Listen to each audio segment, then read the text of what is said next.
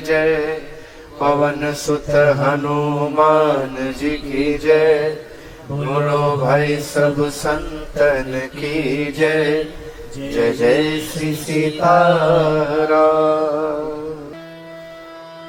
हरि ओम यकेन यज्ञमयन्त देवास्तानि धर्माणि प्रथमान्य सन्मते हनाकं महिमानः सचन्त यत्र पूर्वैः साध्याः सन्ति देवाः सेवन्ति कामकुलचम्पकपाटलाब्जै पुण्णागजातिकलवीररसालपुष्पै बिल्वप्रभालतुलसीदलमञ्जरीभिः त्वां पूजयामि जगदीश्वर मे प्रसीद।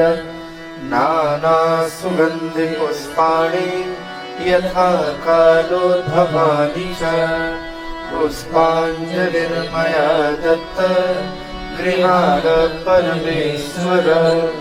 मन्त्रपुष्पाञ्जलिं समर्पयामि नमस्करोमि।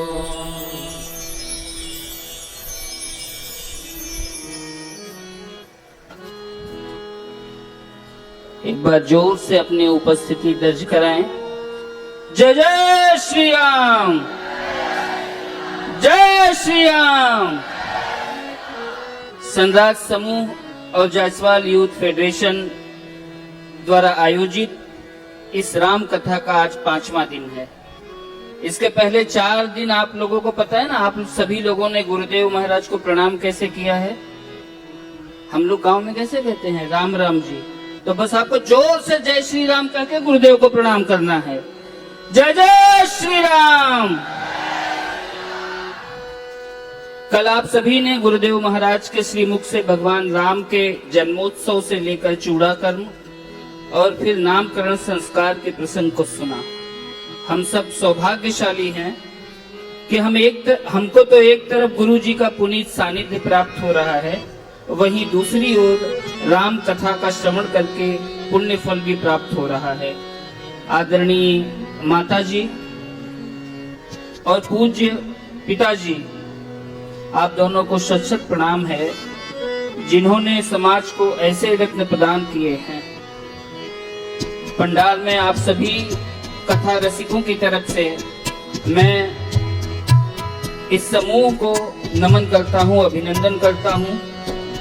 और सबसे बड़ी बात कि हमारे कई जन्मों के जब पुण्य फल उदय होते हैं तब हमें किसी संत का सानिध्य प्राप्त होता है। और आज हम सारे लोगों के पुण्य फल दुगुने हो गए हैं, क्योंकि पूज्य गुरुदेव के साथ साथ श्री श्री श्री 1008 श्री महामंडलेश्वर स्वामी संतोषानंद जी महाराज का आगमन हरिद्वार से इस प्रांगण में हुआ है। एक बार उनका भी अभिनंदन करने के लिए जोर से बोलिए मेरे साथ, जय जय श्री राम। श्री राम। 84 लाख योनियों में भटकने के बाद हम सभी को यह मानव जीवन प्राप्त होता है। और जैसा कि गुरुदेव महाराज बताते रहते हैं कि हर युग की अपेक्षा कलयुग ही ऐसा युग है जिसमें भगवान का आशीर्वाद, भगवान की भक्ति आपको जल्दी प्राप्त होती है। क्योंकि और युगों में आदमी की उम्र ज्यादा थी, कलयुग में कम है। यह ऐसा युग है जिसमें गोस्वामी तुलसीदास को दर्शन देने भगवान को स्वयं चित्रकूट आना पड़ा। तो आइए अपने अंतस के अंदर के मोह, माया और चिंता को दूर कर दें, थोड़ी देर के लिए उसको घर पे रख लें और इस राम कथा के महासागर में डूब जाएं। और एक निवेदन मैं फिर कर दूं कि आप सभी माताओं बहनों से ये निवेदन है कि कृपया इस कथा में स्वर्णाभूषण पहन के न आए। जय जय श्री राम। सियावर रामचंद्र भगवान की जय।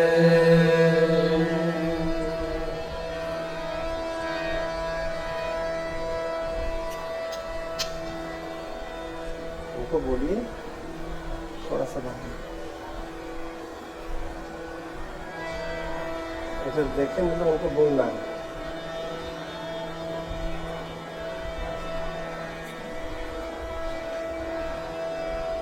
स्वस्ति श्री गणेशाय नमः। श्री सरस्वती नमः। श्री परमात्मने नमः। श्री जानकी वल्लभ विजयते तरा।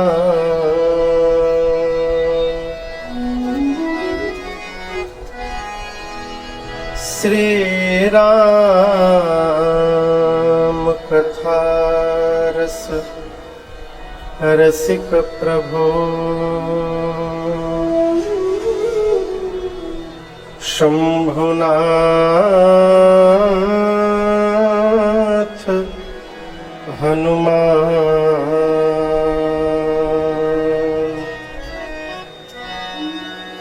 प्रेम सहित आसन धरा।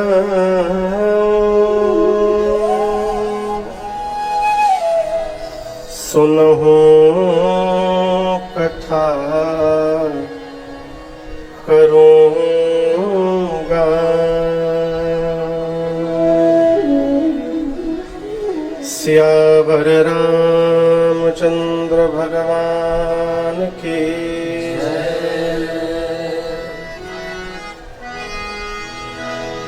श्री सीतानाथ समारंभा।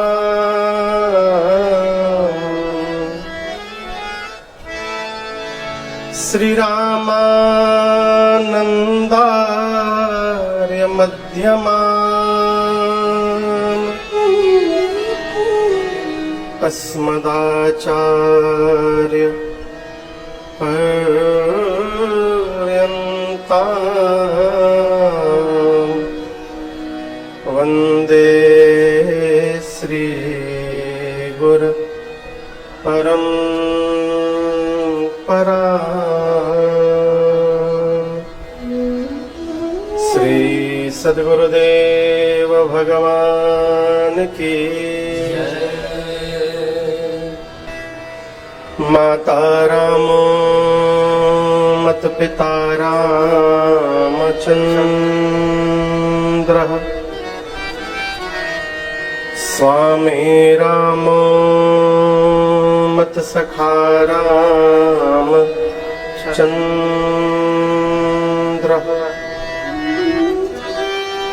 सर्वस्वं मे रामचन्द्रो दयालो।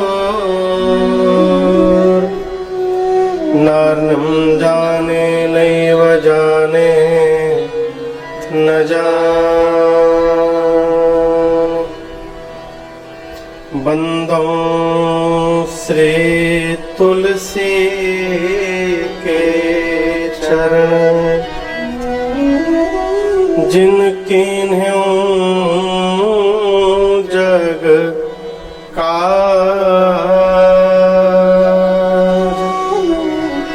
कलि समुद्र बूढ़त लखें।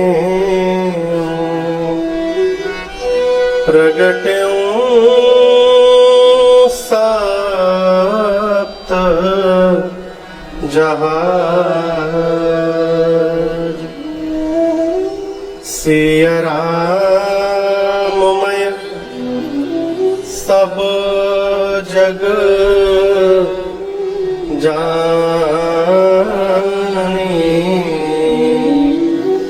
करऊं प्रणाम जोग जोग पानी।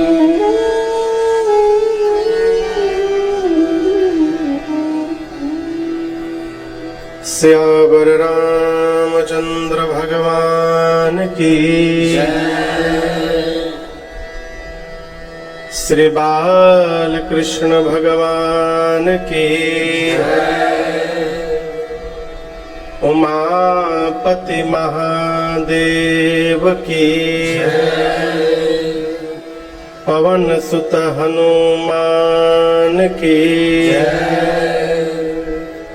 पूज्यपाद गोस्वामी श्री तुलसीदास जी महाराज की श्री रामचरितमानस भगवान की नमः पार्वती पतये हर हर महादेव।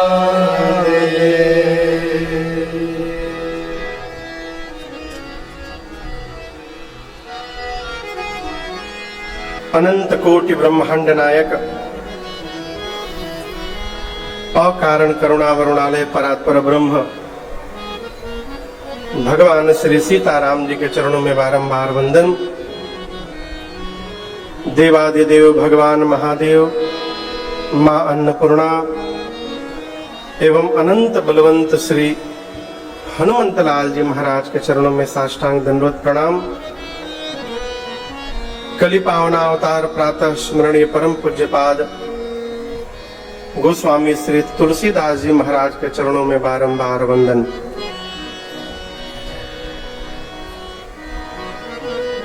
महाराष्ट्र के इस मुंबई शहर के गोरेगांव में स्थित ये प्रांगण, जहां पर श्री राम कथा समिति मुंबई के तत्वावधान में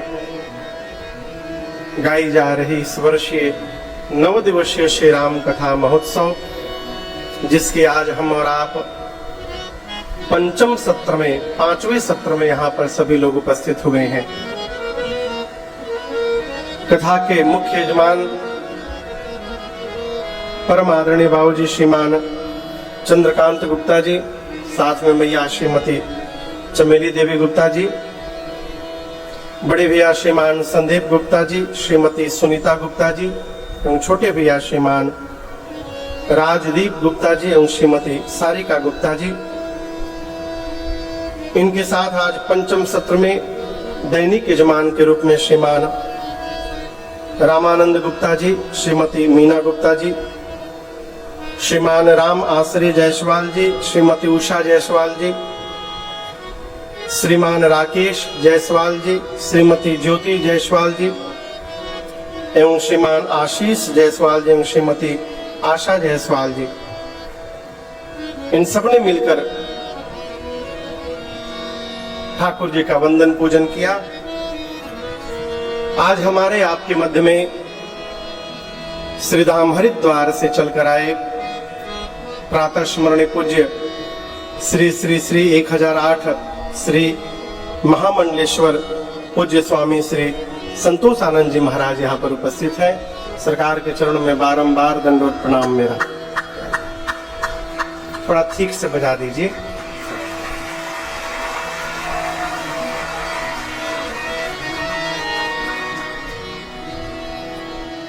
आसपास सुदूर से आए आप समस्त कथा के रसिक श्रोता बंधु माताएं बहनें, विज्ञान के माध्यम से जहां जहां भी लोग इस कथा को देख सुन रहे हैं, आप सभी लोगों को मेरा सादर जय सिया राम। जय सिया राम। कल की कथा याद है, कहां विराम ली थी? कुछ याद है?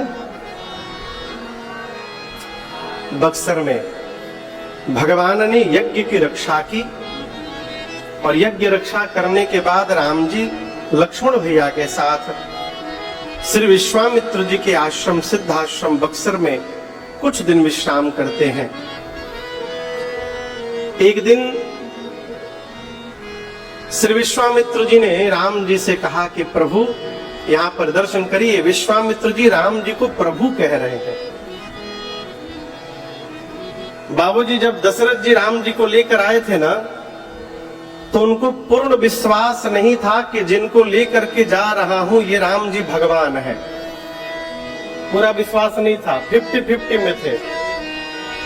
विश्वास कब हुआ? कब विश्वास हुआ?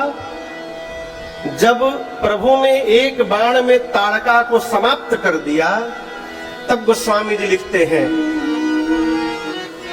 तब ऋषि निज नाथ है जिया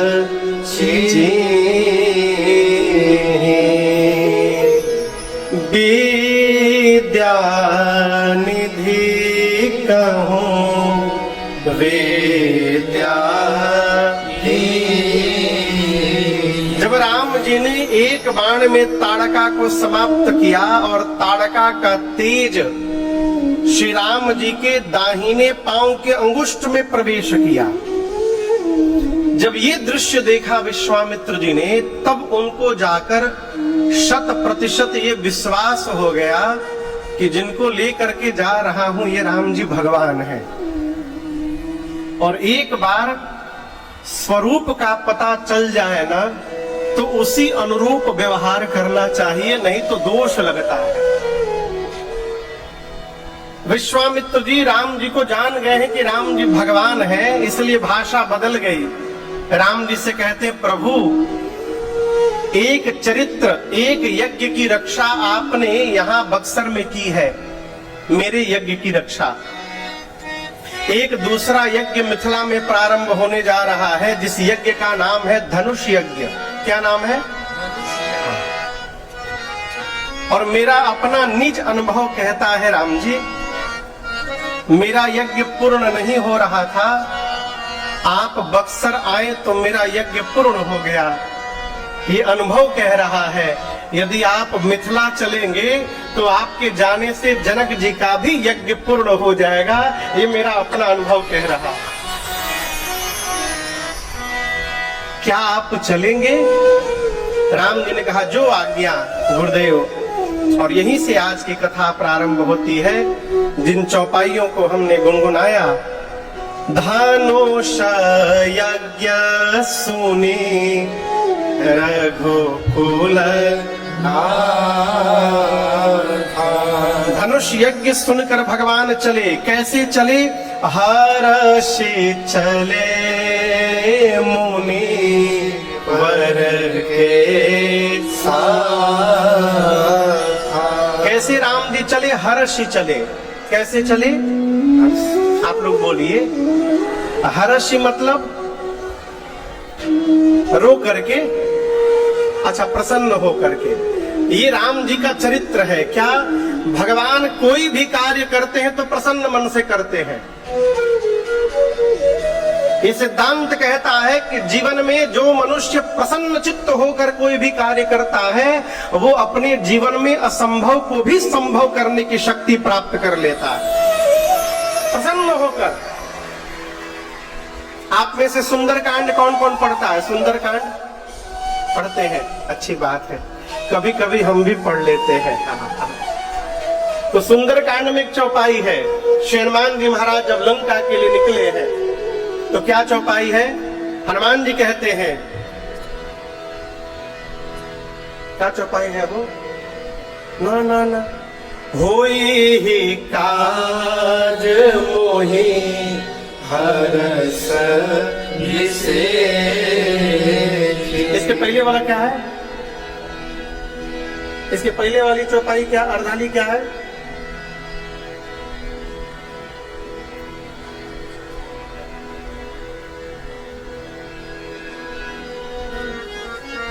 जब लगिया वो सीतई पकड़ा गया ना। हनुमान जी कहते हैं, ये तो अचानक पूछने पर क्यों डिस्टर्ब हो जाएगी। हनुमान जी कहते हैं, जब तक मैं माँ का पता लगा कर ना आ जाऊं तब तक आप लोग यहीं रहिएगा। और एक बात कहूं, मैया का पता अवश्य लगेगा। क्यों लगेगा? होई ही काज क्योंकि मोहि हर्ष विशेषी। हनुमान जी कह रहे हैं कि मैं पता लगाने जा रहा हूं तो मुझे अत्यंत हर्ष हो रहा है, और ये सूचित कर रहा है कि मैं जिस कार्य के लिए जा रहा हूं वो कार्य अवश्य पूर्ण होगा। ये सिद्धांत कहता है कोई भी कार्य करिए तो मन से करिए, प्रसन्न चित्त होकर करिए। देखिए, रो कर किया हुआ कार्य ही बताता है कि करने वाला करता रो रो कर किया है इसको। घर में यदि झाड़ू लग जाए ना तो घर की जो मालकिन है माई, वो बता दे कि झाड़ू लगैले बा आज, वो झाड़ू ही बताएगा लगाने का स्टाइल कि कौन लगाया है। कई लोग झाड़ू लगाते हैं लेकिन सब गंदा घर में रहता है। भगवान चले विश्वामित्र जी के साथ, हरसी चले मुनि वर के साथ। प्रसन्न होकर भगवान चले। चलते चलते सरकार आगे आगे श्री विश्वामित्र जी चल रहे थे, उनके पीछे कौन चल रहा था? राम जी के पीछे लक्ष्मण जी। चलते चलते एक स्थान पर श्री राम जी अचानक रुक गए।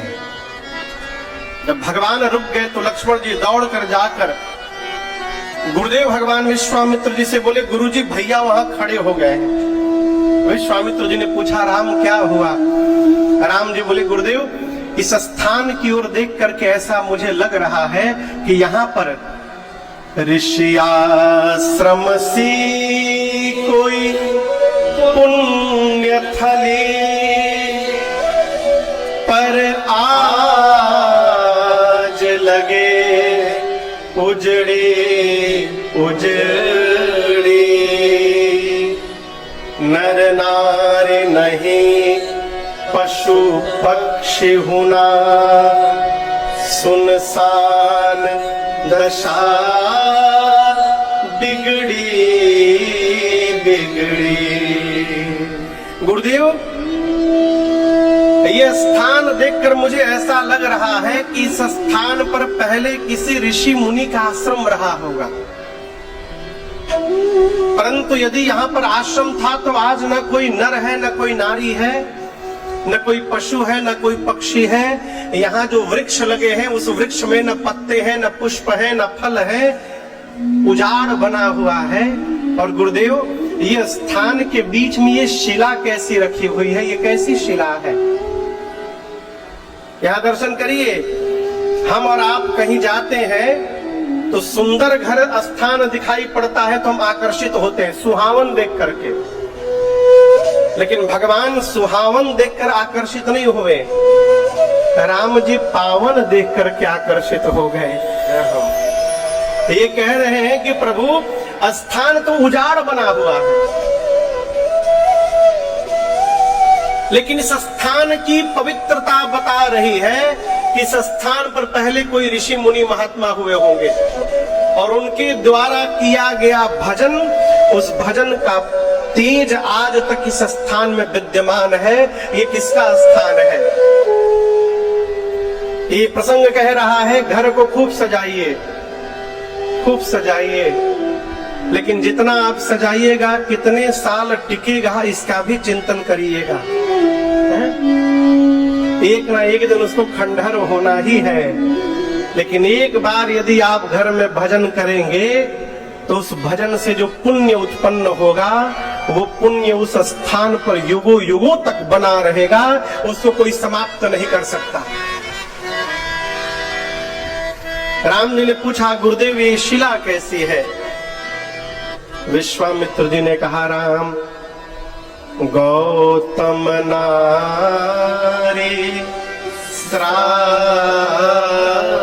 बस उपल दे धरि चरण कमल रज चाहते कृपा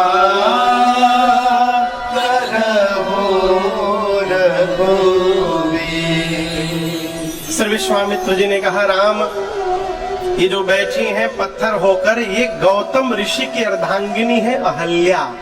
क्या नाम है? अहल्या। अहिल्या नहीं है, अहल्या, ही नहीं है, ह है, अहल्या। बोलिए, गौतम ऋषि की अर्धांगिनी है अहल्या। और राम इनके पति ने ही इनको शाप देकर पत्थर का बना दिया है।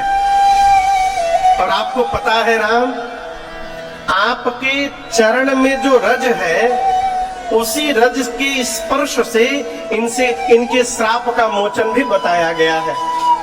ये युगों से आपके ही चरण धूलि की प्रतीक्षा में बैठी है राम। अस्तु हे राघव कृपा करहु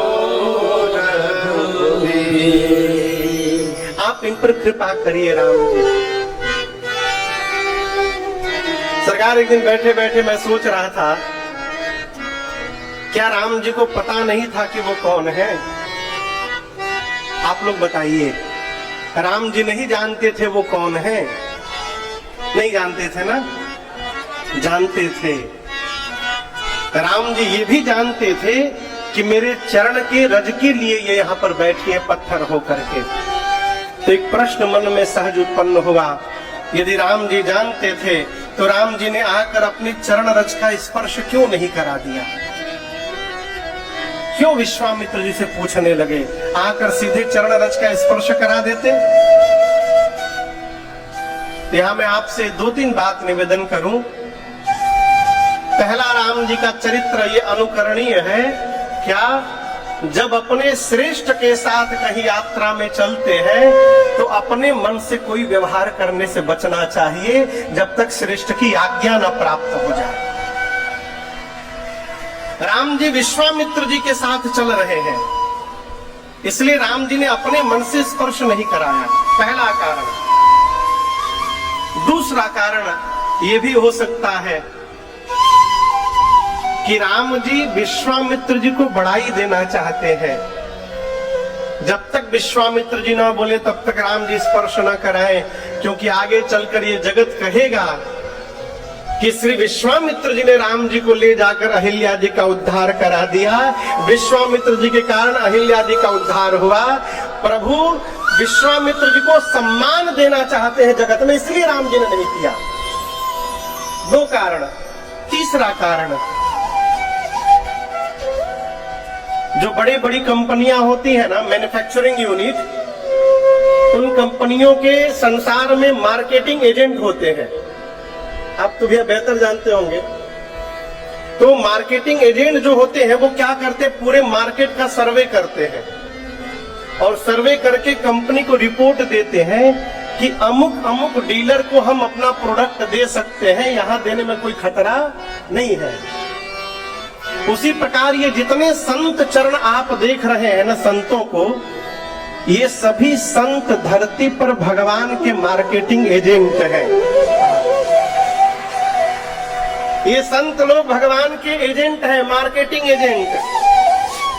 गांव गांव में, नगर नगर में घूम घूम कर सर्वे करते हैं और उसके बाद भगवान को रिपोर्ट देते हैं, प्रभु इस परिवार पर अपनी कृपा वर्षा करिएगा, ये भगत परिवार है, आपकी कृपा की छाया चाहिए। जब संत किसी को कृपा करने के लिए कह देते हैं भगवान से, तो भगवान गुण दोष का विचार नहीं करते और उस पर कृपा की वर्षा कर देते हैं। तो राम जी इसलिए प्रतीक्षारत थे कि विश्वामित्र जी बोले राम जी कृपा करिए, और जैसे विश्वामित्र जी ने कहा कृपा करहु रघुवीर, राम जी गए। चप्पल पहन के, पादुका पहन के राम जी गए थे। पादुका पहने थे सरकार, तो पादुका पहन के गए हैं तो धूल कैसे लगेगा? धूल चाहिए वहां पर। तो हो सकता है ऐसा हुआ हो, राम जी अहिल्या जी के पास गए होंगे, पादुका से पांव निकाले होंगे, नीचे मिट्टी में थोड़ा पांव रगड़े होंगे कि धूल लग जाए, और उसके बाद भगवान अहिल्या जी के ऊपर ले जाकर पांव रखे नहीं थे राम जी। इस भ्रम में न रहिएगा, क्योंकि राम जी ऋषियों को दंडवत करते हैं। अहिल्या ऋषि पत्नी है, उनके ऊपर भगवान पांव कैसे रख देंगे? इसलिए पांव को ऊपर ले गए राम जी, धीरे से चरण को झटका दिए तो जो रजकण लगा था वो झड़ करके अहिल्या जी के ऊपर गिरा, और जैसे स्पर्श हुआ रजकण से, मां अहिल्या वहीं पर चैतन्य होकर भगवान के सामने खड़ी हो गई। बाबा कहते हैं चरण के रज का स्पर्श हुआ, मां अहल्या खड़ी हो गई। आप कल्पना करिए, कोई व्यक्ति सालों से आंख बंद किया हो, सालों से, सालों के बाद जब उसकी आंख खुले तो आंख खुलने के बाद बाहर सामने साक्षात भगवान दिखाई पड़ जाए। अचानक भगवान दिखाई पड़ जाए तो उस जीव की क्या गति होगी। जैसे राम जी दिखाई पड़े, मां अहल्या ने देखा शरीर का एक एक रोम पुलकित हो गया, मां का शरीर कांपने लगा, नेत्र से झरझर अश्रु निकलने लगे, कंठ अवरुद्ध हो गया, शब्द समाप्त हो गए। मां अहल्या व्याकुल होकर के राम जी के चरणों में गिर पड़े, झरझर नेत्र से अश्रुपात होने लगा। वो भगवान ने मां अहल्या को उठाया है, राम जी ने अपने हाथ से उनके आंसुओं को पोंछा है और राम जी बोले कि मुझे सब पता चल गया है, आपके पति ने ही आपको श्राप देकर पत्थर का बना दिया था, मुझे पता चल गया है। अहिल्या जी ने कहा, ये बात आपसे किसने कही कि मेरे पति ने मुझे श्राप दिया है, किसने कही? राम जी बोले, गुरु जी बता रहे थे कि आपके पति ने आपको श्राप दे दिया है। अहिल्या मैया बोली, प्रभु अब तक तो मैं भी यही जानती थी कि मेरे पति ने मुझे श्राप दिया है नाथ, लेकिन अब जाकर मुझे पता चल गया है मेरे पति ने मुझे श्राप नहीं दिया था, मेरे पति ने मेरा उद्धार किया था। प्रभु यदि श्राप न मिला होता तो आज राम का दर्शन कैसे प्राप्त हुआ रहता मुझे। क्या कहते, प्रभु मुझे मांगने का ढंग नहीं आता, मैं मति से भोरी हूँ, केवल एक वरदान दीजिए मुझे, आज के बाद मेरा मन आपके चरण को छोड़कर संसार में कहीं ना भटके प्रभु, इसके अलावा मुझे और कुछ नहीं चाहिए आपसे। मैं जानती हूँ ये वही चरण है जिनसे गंगा जी प्रकट हुई है, गंगा जी आपके चरण से निकली, इसलिए शंकर जी ने उस गंगा को सिर पे धारण किया। ये वही चरण है जिनका ब्रह्मा जी ने प्रथम बार पूजन किया, आपने उसी चरण रज को मेरे ऊपर रख दिया प्रभु। आज मां अहिल्या बार बार भगवान के चरणों में प्रणिपात होती हैं, मनचाहा वरदान राम जी से प्राप्त करती हैं। गोस्वामी जी कहते हैं, अहिल्या जी, गोस्वामी जी कहते हैं, मां अहिल्या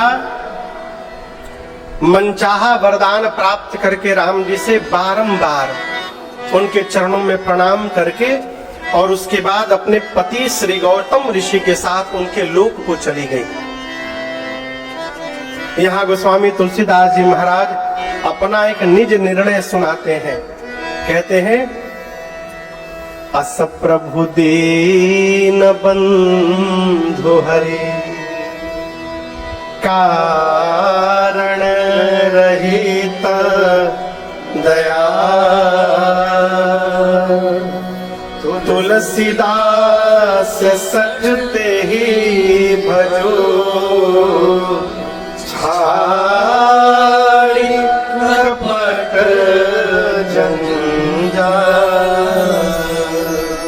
गोस्वामी जी कहते हैं, अस प्रभु, अस प्रभु, अस मने ऐसा, ऐसा भगवान आपको संसार में कहां मिलेगा जो बिना किसी कारण की कृपा करे, कारण रहित दयाल। देखिए, जीव आपसे सटेगा तो कोई कारण होगा, भगवान ही एक है जो बिना कारण की कृपा करते हैं, इसलिए इनका नाम है अकारण करुणा वरुणालय। गोस्वामी जी कहते हैं, ऐसा भगवान आपको कहां मिलेगा जो बिना किसी कारण की कृपा करे। अपने लिए गोस्वामी जी कहते हैं, ऐसे भगवान को छोड़कर जगत के जंजाल में फंसा है, हे सठ तुलसी भगवान का भजन कर। क्या कर? क्या कर? कब कर? 60 के बाद। कब कर? कोई नहीं बोल रहा, देखिए कोई नहीं बोल रहा, कोई नहीं बोल रहा है। आज कर। कब कर? आज अभी से कर। कहे कल क्या होगा कौन जानता है। महाराज हमको तो भजन याद ही नहीं है। भजन नहीं तो हरे राम याद है ना। बाथरूम में रहिए। अभी एक बिटिया आज एक प्रश्न कर रही थी, महाराज हमारे दादाजी कह रहे थे कि कोई भी सदग्रंथ ऐसे नहीं पढ़ा जाता है, उसके लिए बहुत नियम है। कहाँ नियम है? तो ऐसे करके, वैसे करके, यहाँ बैठकर, ऐसे हो करके। इतना हम लोग नियम बना दिए हैं कि हमारे बच्चे धर्म ग्रंथों से दूर हो गए हैं। कोई नियम नहीं है। पढ़िए, जब आप पढ़ना प्रारंभ करिएगा तो नियम अपने आप बन जाएगा। और जब सोचिएगा सब नियम पूरा करेंगे तब पढ़ेंगे, तो ना नियम होगा ना पढ़ पाइएगा। रात को पढ़िए, दिन में पढ़िए, खाली पेट पढ़िए, खा के पढ़िए, लो सो के पढ़िए, उठ के पढ़िए, छत पे पढ़िए, नीचे पढ़िए, सीढ़ी में पढ़िए, टंगा के पढ़िए, लटक के पढ़िए, डूब के पढ़िए। पढ़िए, कोई नियम नहीं है। भजन याद नहीं है तो एक काम करिए, जहां मिले, और ये न देखिए कोई कौन सुन रहा है नहीं सुन रहा है, आप सुनाइएगा तो भगवान अवश्य सुनेंगे, और सुने चाहे न सुने। बैठे बैठे बैठे गोस्वामी जी कहते हैं, तुलसीदास सठ ते ही भजू, छाड़ी कपट जंजाल। राम जी ने मां अहिल्या को गति प्रदान की। इसके बाद आगे बढ़े, गंगा जी का पावन तट आया है। यहाँ पर विश्वामित्र जी ने गंगा जी के प्राकट्य की कथा सुनाई है। और उसके बाद सभी ऋषि मुनियों के साथ राम जी गंगा जी में स्नान किए हैं। और स्नान करने के बाद गोस्वामी जी कहते हैं, विविध दान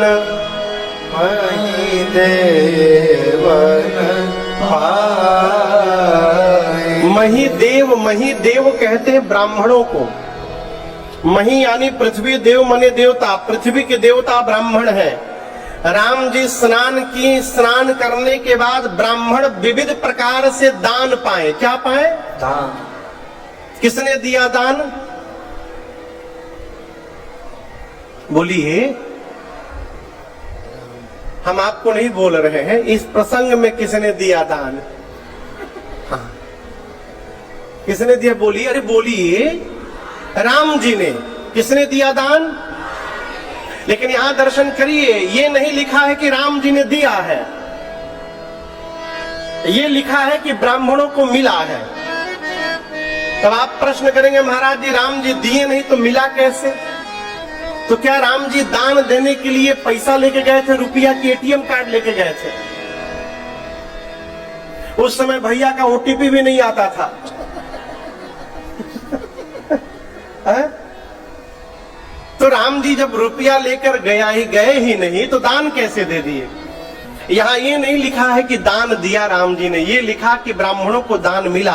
अब आप कहेंगे, महाराज जी जब राम जी दिए ही नहीं तो मिला कैसे? तो महापुरुष कहते हैं, राम जी स्नान किए और स्नान करने के बाद दान देने का संकल्प ले लिया राम जी ने। राम जी ने संकल्प करके दान दिया कि हम संकल्प करते हैं आपको ये सामग्री गंगा स्नान के उपरांत हम दान दे रहे हैं। हम लाए नहीं है सामान, हम आपको पर्ची लिख दे रहे हैं, या तो आप अयोध्या जाके हमारे घर से ये दान ले लीजिए, और नहीं तो हम अयोध्या जाएंगे तो आपके एड्रेस पर कोरियर करवा देंगे। ये क्या है? स्वभाव है। यदि आपका देने का स्वभाव हो गया है तो आप न होने के बाद भी दे देंगे, और यदि देने का स्वभाव नहीं है तो पूरा बगली भरा रहेगा, चवन्नी नहीं निकल सकता पास में से। लोग कहते होगा तब देंगे, अरे कब होगा? दीजिएगा तब होगा, होगा तब देंगे। भ्रम से बाहर रहिए, देने का स्वभाव बनाइए। जैसे देने का स्वभाव बनेगा, अपने आप भगवान आने का भी रास्ता खोल देंगे, आता जाएगा, जाता जाएगा। तो जाम करके रखिएगा तो सड़ी जाएगा। जो पानी बहता रहता है ना, वो निर्मल बना रहता है, और जो रुक जाता है वहां कचरा जम जाता है। उसी प्रकार आ रहा है तो बहाते रहिए थोड़ा थोड़ा, अपना ऊपर ना बहाइए, वो तो बहाइए ही, मना नहीं कर, अपने ऊपर बहाइए। देखिए रुपए की 3 गति है। संदास भैया, असंदास तो दोनों भैया का नाम हो गया, राजदीप भैया, संदीप भैया। हाँ, रुपए की 3 गति।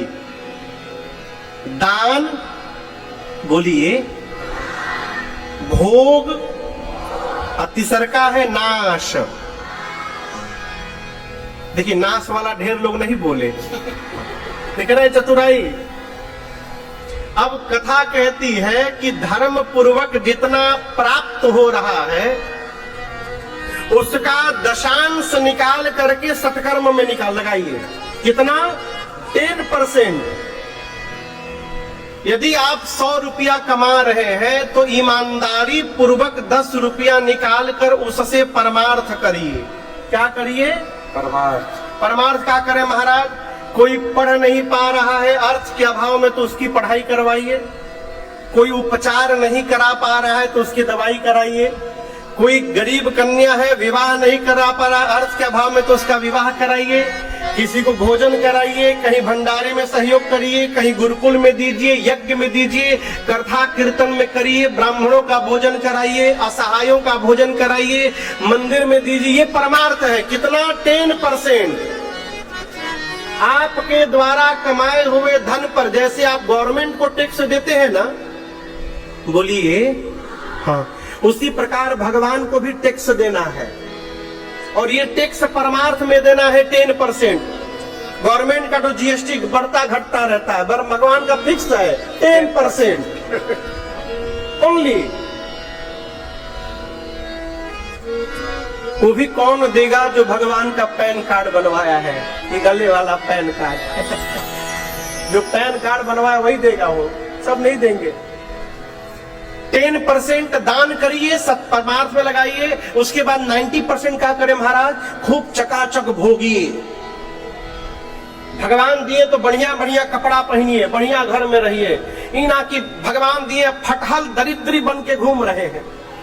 कई लोग सवेरे नहा कर निकलते हैं तो वही फटा तौलिया जिससे देह पोछे हैं वही लपेट के भगवान के सामने जय जगदीश हरे संकट दूर मिटे। कैसे मिटेगा? इतना देने के बाद जब फटा पहने हो, इस जन्म में तो मिटने से रहा तुम्हारे। देखिए बुरा ना मानिएगा, आपका बेटा यदि आपके सामने फटा कपड़ा पहन के आवे आपको अच्छा नहीं लगेगा।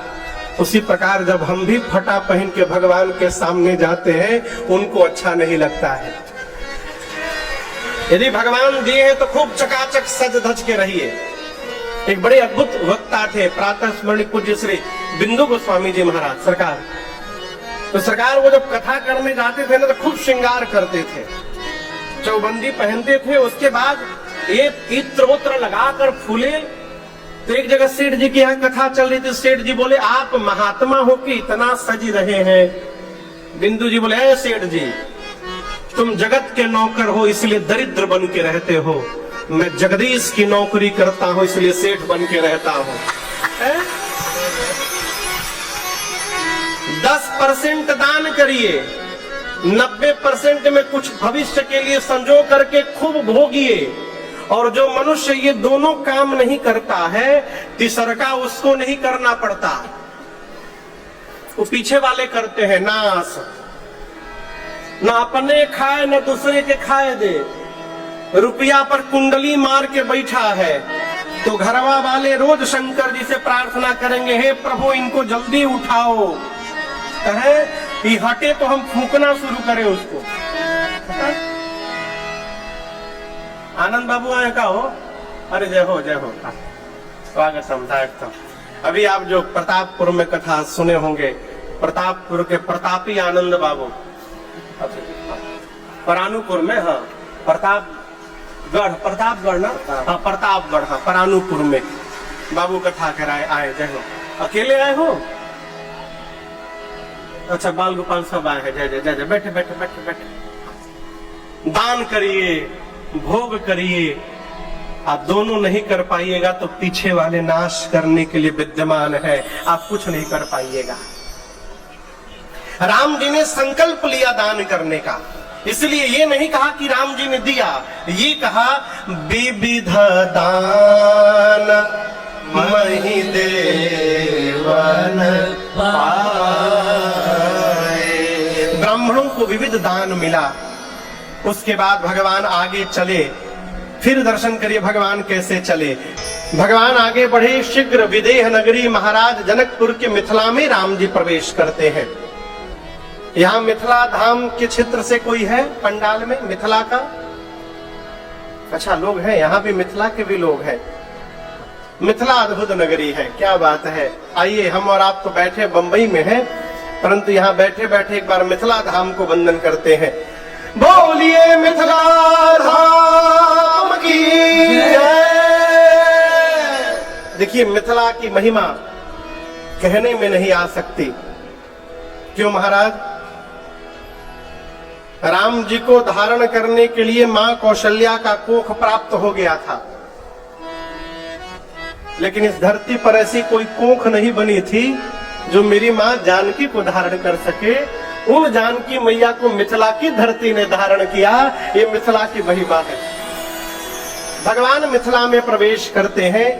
मिथिला के सभी नर नारी, गोस्वामी जी कहते हैं कि पूरा नर नारी सुभग सोचे संता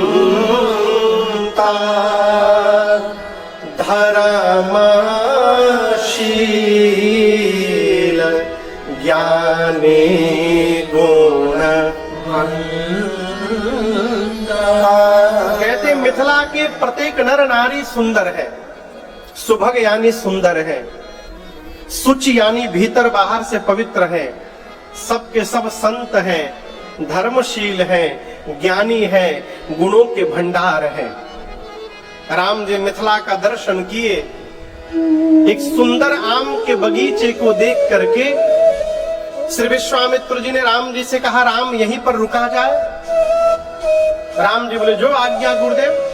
और उसी आम के बगीचे में विश्वामित्र जी, राम, लक्ष्मण जी और मुनि लोग जो साथ में थे वहां रुक गए।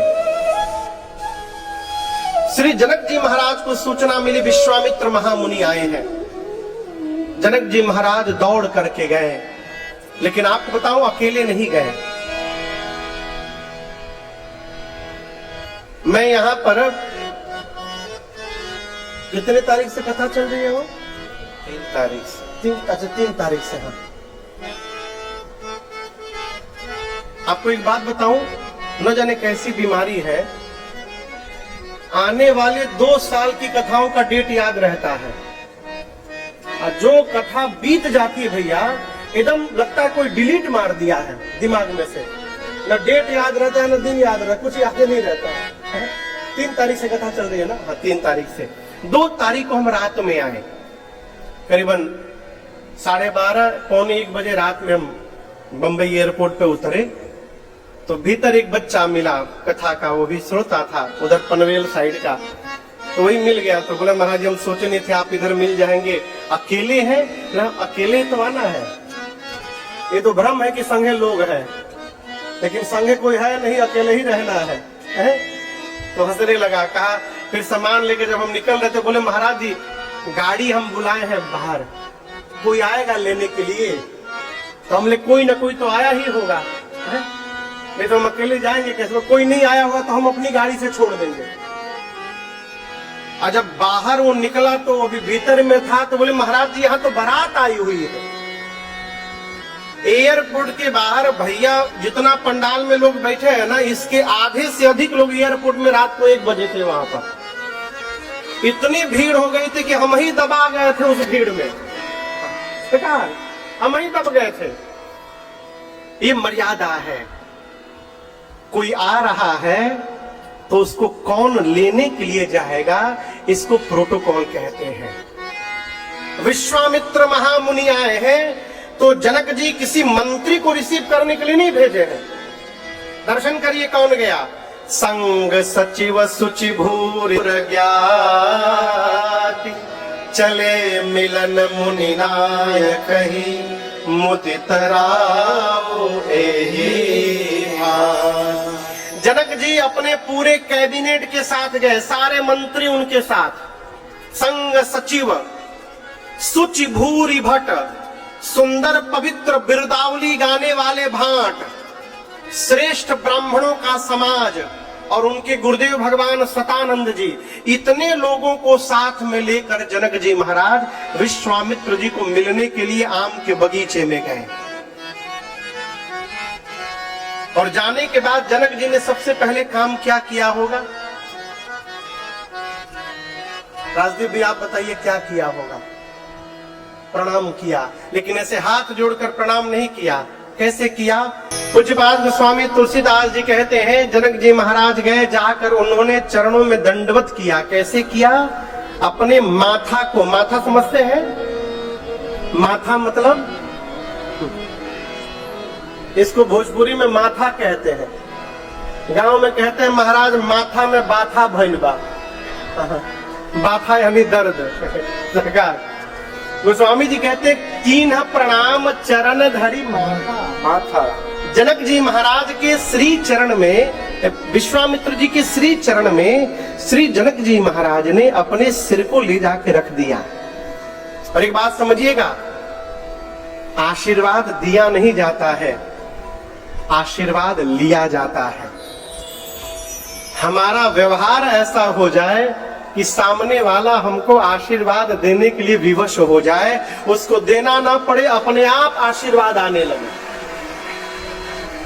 विश्वामित्र जी ने आशीर्वाद दिया और उसके बाद गोस्वामी जी कहते हैं कुशल प्रश्न कही बारही बार बार विश्वामित्र जी जनक जी की कुशलता पूछते हैं। यहां मर्यादा देखिए, विश्वामित्र जी गए हैं जनक जी के घर में,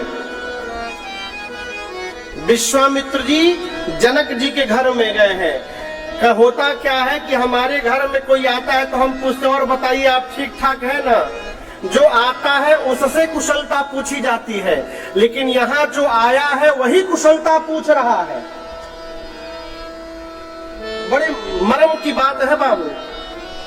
विश्वामित्र जी जनक जी की कुशलता पूछ रहे हैं, जनक जी ने विश्वामित्र जी कुशलता नहीं पूछी। ये क्या है?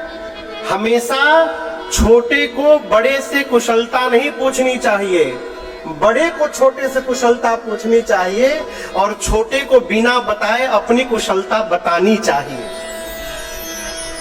अब चेला गुरु जी को फोन करके पूछेगा और बताइए गुरु जी कुशल है ना, तो गुरु जी क्या बोलेंगे? बस बबुआ तहरे कृपा बा हमरा पर। आप सोचिए, अगर चेला पूछे गुरु जी से और गुरु जी कुशल है ना, तो बस बाबू तहरे कृपा है, आपके कृपा से बड़े कुशल है, ये अमर्यादित होगा। विश्वामित्र जी ने कुशलता पूछी जनक जी से बार बार, सब कुशल है महाराज? जनक जी बोले आपकी कृपा है। दोनों महापुरुष बैठे और दोनों के मध्य सत्संग प्रारंभ हुआ। और आपसे निवेदन करूं, जिस समय जनक जी विश्वामित्र जी के पास आए हैं आम के बगीचे में, उस समय वहां राम लक्ष्मण जी नहीं थे। राम लक्ष्मण जी बोलिए तो कहां थे? गोस्वामी जी लिखते हैं गए रहे देखन फूलवारी। दोनों भैया फुलवारी घूमने देखने चले गए। तो यहाँ प्रश्न आता है कि अभी आते आते फुलवारी देखने के क्यों मन हो गया राम जी का? इसके पीछे भी कारण है। राम जी सोचे कि यदि मैं गुरु जी के पास रहूं और मेरे रहते यदि जनक जी महाराज आ गए और कहीं जनक जी की दृष्टि गुरु जी से पहले मेरे ऊपर पड़ गई, तो मुझे देखने के बाद जनक जी को, गुरु जी को देखने लायक बचेंगे ही नहीं। वो मुझे देखकर मेरे में ही खो जाएंगे और फिर मेरे गुरु जी का आदर सत्कार नहीं हो पाएगा। तो विश्वामित्र जी का आदर सत्कार हो जाए, इसके लिए राम जी अपने को वहां से लेके दूर चले गए कि उनका आदर सत्कार हो जाएगा, फिर मैं उस सभा में आऊंगा, बाद में आऊंगा। गुरु के साथ रहने पर स्वयं गुरु बनने से बचना चाहिए। गुरु जी के साथ रहा जाए तो अपन फोटो खिंचवाने से बचा जाए। हमको तो कई कई ऐसे चेला आते हैं कि गुरु जी के साथ आए हैं मिलने सरकार, और गुरुवे जी से कहते हैं गुरु जी एक तो फोटो खींच दीजिए महाराज जी के साथ हमारे। गुरुवे जी से कहते हैं।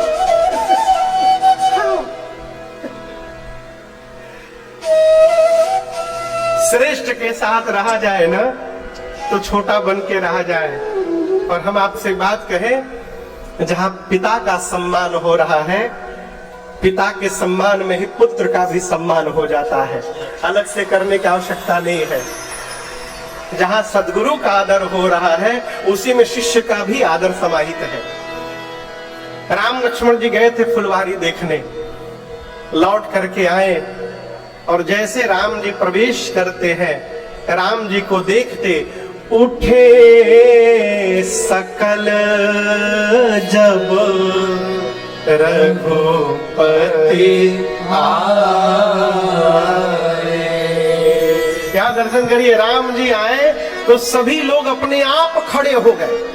कौन खड़ा हो गया? विश्वामित्र जी, जनक जी महाराज, साथ के मंत्रीगण, भाट, ब्राह्मण देवता, सतानंद जी, जितने लोग थे वहां पर राम जी को देखते सब खड़े हो गए।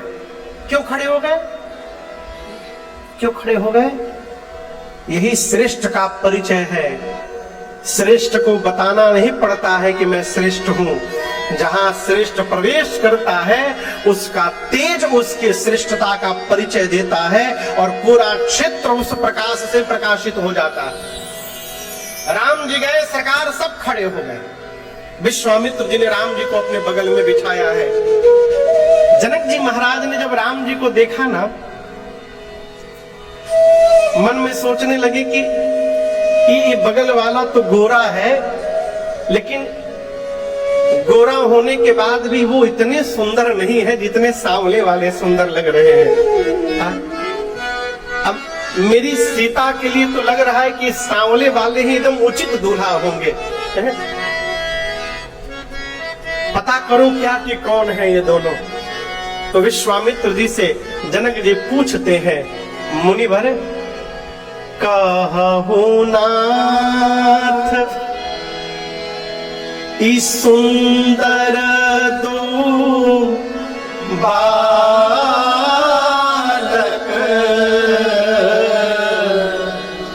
मुनि कुल तिलक की नृप कुल पालक।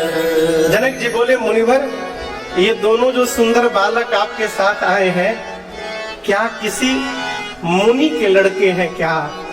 विश्वामित्र जी बोले, नहीं, मुनि के लड़के नहीं है।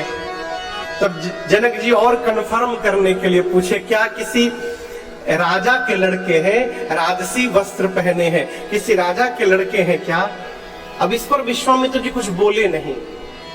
और जनक जी इतने उतावले हैं सरकार, बोले, मुनिवर आप नहीं बोल रहे तो हमको जो लग रहा है हम बता दे, हमको क्या लग रहा है? बोले, बताइए। जनक जी बोले, हमको तो लग रहा है कि वेद जिनको नीति नीति कहते दिन रात नहीं थकते हैं, वही पर ब्रह्म तो कहीं मेरे आंखों के सामने रूप धारण करके अवतार नहीं ले लिए हैं। ये पर ब्रह्म तो नहीं आकर के बैठ गए हैं सामने। जिस प्रकार शरद पूर्णिमा की चंद्रमा को देखकर चकोर पागल हो जाता है, इस सांवले वाले को देखकर मेरा मन पागल हो गया है। आप सही बताइए, ये हैं कौन दोनों? विश्वामित्र जी मन ही मन बोले, धन्य है महाराज, पहली दृष्टि में मैं भी नहीं पहचान पाया था कि ये ब्रह्म है, परंतु आपने तो पहली दृष्टि में जान लिया कि ये ब्रह्म है। बोले, ये संसार में जितने जीव हैं ना, सब इनको प्रेम करते हैं महाराज। राम जी सुने तो मुस्कुराए, कहे, गुरुदेव मेरा पोल मत खोलिए, मैं गुप्त रूप में आया हूं। तब विश्वामित्र जी राम जी के असल पहचान को छिपाकर लौकिक परिचय दिए। कहा, महाराज ये रघुवंश के मणि महाराज दशरथ के पुत्र राम लक्ष्मण है। मेरे यज्ञ की रक्षा के लिए महाराज ने दोनों भाइयों को विदा किया है। और आपको एक बात बताएं, और महाराज, यज्ञ की रक्षा करते समय ये जो सांवले वाले राम जी है ना, इन्होंने घोर घोर निशाचरों का अंत कर दिया है और यहाँ पर मेरे साथ धनुष यज्ञ देखने के लिए आए हैं।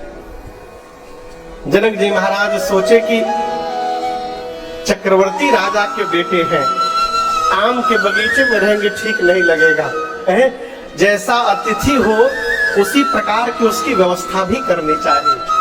तो आम के बगीचे से ले जाकर और मिथिला के सबसे सुंदर महल में, जिस महल का नाम था सुंदर सदन, उसमें श्री जनक जी महाराज ने राम लक्ष्मण विश्वामित्र जी को स्थान दिया है।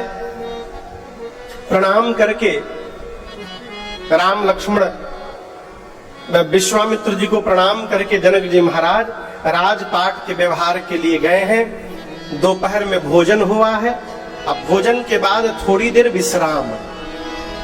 ठीक 3 बजा गोस्वामी जी कहते हैं दिवस रहा भरी जाम। दिन का अंतिम याम बचा था, यानी 3 बजे से लेकर 6 बजे का समय। तो ठीक 3 बजे जैसे यहाँ आप लोग आते हैं कथा सुनने के लिए, उसी प्रकार 3 बजे सुंदर महल में राम लक्ष्मण जी को बिठा करके जनक जी विश्वामित्र जी कथा सुनाने लगे। लेकिन आपको एक बात बतावें, कथा चल रही है परंतु लक्ष्मण जी का मन कथा में नहीं लग रहा है। क्यों? लक्ष्मण भैया सोच रहे हैं यदि गुरु जी आज्ञा दे देते तो थोड़ा मिथिला घूम के चले आते हम लोग। लक्ष्मण जी के मन में मिथिला दर्शन का भाव जग गया। अब यहां सरकार एक प्रश्न है, क्या भगवान को देखने के बाद भी कुछ देखने का मन करता है? कोई बोल ही नहीं रहा है। हाँ तो ऐसे बोला करिए नहीं, मेहनत लगता है ना, बोलने में बहुत मेहनत लगता है ना, बोला करिए थोड़ा। क्या भगवान को देखने के बाद भी कुछ देखने का मन करता है? नहीं। एक बड़े अच्छे साधक थे, अब तो भगवत धाम चले गए, श्री विनोद अग्रवाल जी, भजन गायक थे, आप लोग जानते होंगे उनको। उनका एक बड़ा प्रिय पद है, कहते हैं करूं मैं प्यार किस किस से, तेरा एक प्यार काफी है। क्या भगवान को देखने के बाद भी कुछ देखने की चाह रहेगी? नहीं रहेगी। तो लक्ष्मण जी आज ये मिथिला देखने का मन कैसे बना लिए? तो महापुरुष कहते हैं महाराज, लक्ष्मण जी अयोध्या से आए हैं।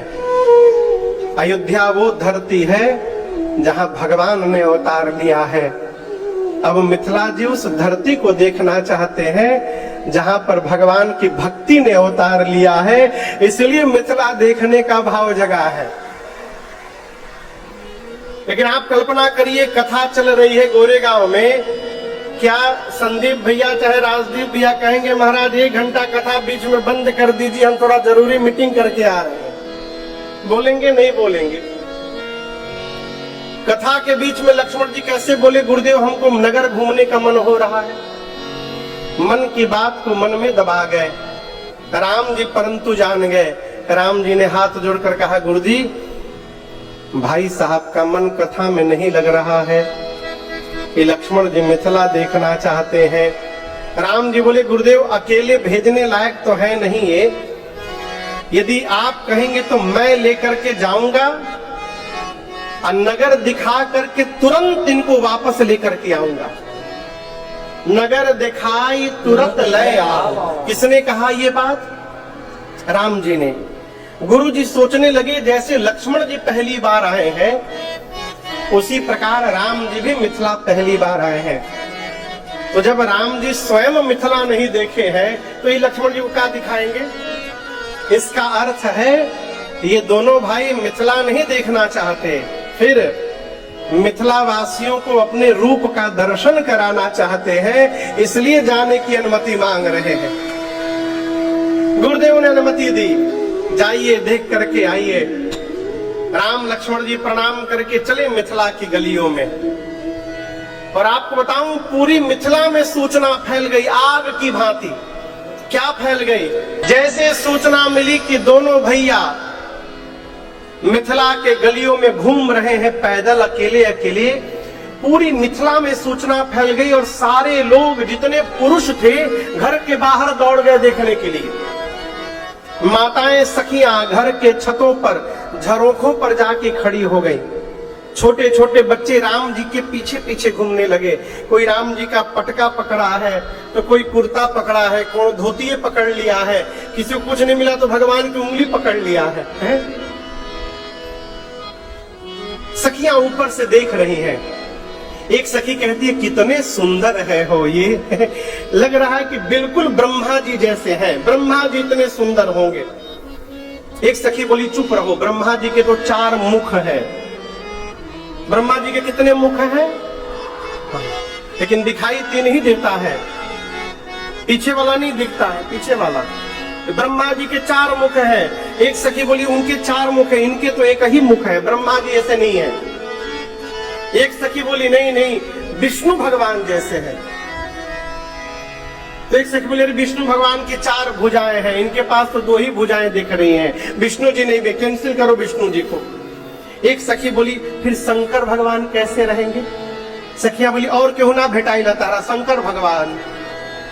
बिकट बेस मुख पंच पुरारी, विकराल रूप बनाकर घूमते हैं सखी, वो तो शंकर जी, ये तो इतने सुंदर है, इनके एक एक अंग पर करोड़ों कामदेव को यदि न्यौछावर कर दिया जाए तो कम पड़ेगा, जितने सुंदर है ये है? सखी ऊपर से कहती है भैया भैया जय जय जय, स्वागतम स्वागतम, हमारे जय जय शुक्ला भैया जी अंकलेश्वर गुजरात से, जय जय विराजे। हाँ, सखी कहती है श्री दशरथ राज कुमार, ऐसे मत घुमा करिए। क्यों? बैठिए बैठिए। श्री दशरथ राज कुमार, नजर तो हे चोरन के सरदार, नजर तो सखियां ऊपर से बात करती हैं, कितने सुंदर हैं ये। हम एक बात बताएं तुमको, ये जो उन छतों पर सीता मैया की 8 सखियां हैं। कितनी? सरकार 8 सखियां खड़ी थी। पहली सखी बोली संसार में ऐसा कौन होगा जो इस रूप को देखकर इस पर मोहित न हो जाए। दूसरी सखी बोली मैं सब पता लगा कर बैठी हूं इनके बारे में, जो ये आगे आगे सांवले वाले हैं इनका नाम है राम, पीछे गोरके का नाम है लक्ष्मण। ये दोनों अयोध्या के महाराज दशरथ जी के पुत्र हैं। धनुष यज्ञ देखने के लिए यहाँ पर आए हैं ये लोग। तीसरी सखी बोली कि ये गोरा वाला तो नहीं, लेकिन सांवले वाले को देखकर ऐसा लग रहा है कि सीता जी के लिए एकदम उचित दूल्हा यही होंगे। यदि महाराज इनको पहचान जाएंगे ना तो मेरा मन कहता है बरबस प्रण का त्याग करके सीता जी का इनसे विवाह करा देंगे। चौथी सखी बोली महाराज ने इनको पहचान भी लिया है परंतु अब तक प्रण का त्याग नहीं किया है। पांचवी सखी बोली चिंता मत करो, जहां तक मुझे पता है ब्रह्मा जी सबको उचित फल देते हैं। यदि ये बात सत्य है तो ये सांवला ही सीता का पति बनेगा, इसमें कोई संशय लेकिन नहीं है, यही पति बनेगा। इतना सुनते छठवीं सखी नाचने लगी। सखियां बोली तुम क्यों नाच रही हो? बोली मैं ये सोच रही हूं यदि सीता जी का विवाह हो गया इनसे तो विवाह के बाद ये जब जब उनकी विदाई कराने के लिए मिथिला आएंगे ना, हम लोगों को तब तब इनका दर्शन प्राप्त होता रहेगा। कितना आनंद आएगा जीवन में है? कितनी सखियां हो गई? 6, अब 2 बची हैं। अब दर्शन करिए, उसमें भी एक निगेटिव माइंड की सखी थी। हाँ। हर ग्रुप में 1-2 निगेटिव आदमी होते हैं। संदीप भैया आपके यहां भी होंगे 1-2, अब कौन होगा वो आप ही जान रहे होंगे। लेकिन भगवान हर जगह 1-2 लोगों को बिठा के रखते हैं, उनका काम है केवल निगेटिव बात करना। 7वीं सखी बोली बोली सातवीं सखी राम को देख कर कि रच दिए हैं विधाता ने जोड़ी सुघर रच दिए हैं विधाता ने जोड़ी सुघर पर ये धनुष कैसे तोड़ेंगे है बारे कुंवर। राम जी धनुष कैसे तोड़ेंगे, बड़े छोटे हैं। ये राम जी धनुष कैसे तोड़े है बारे कुंवर। मन में शंका बनी की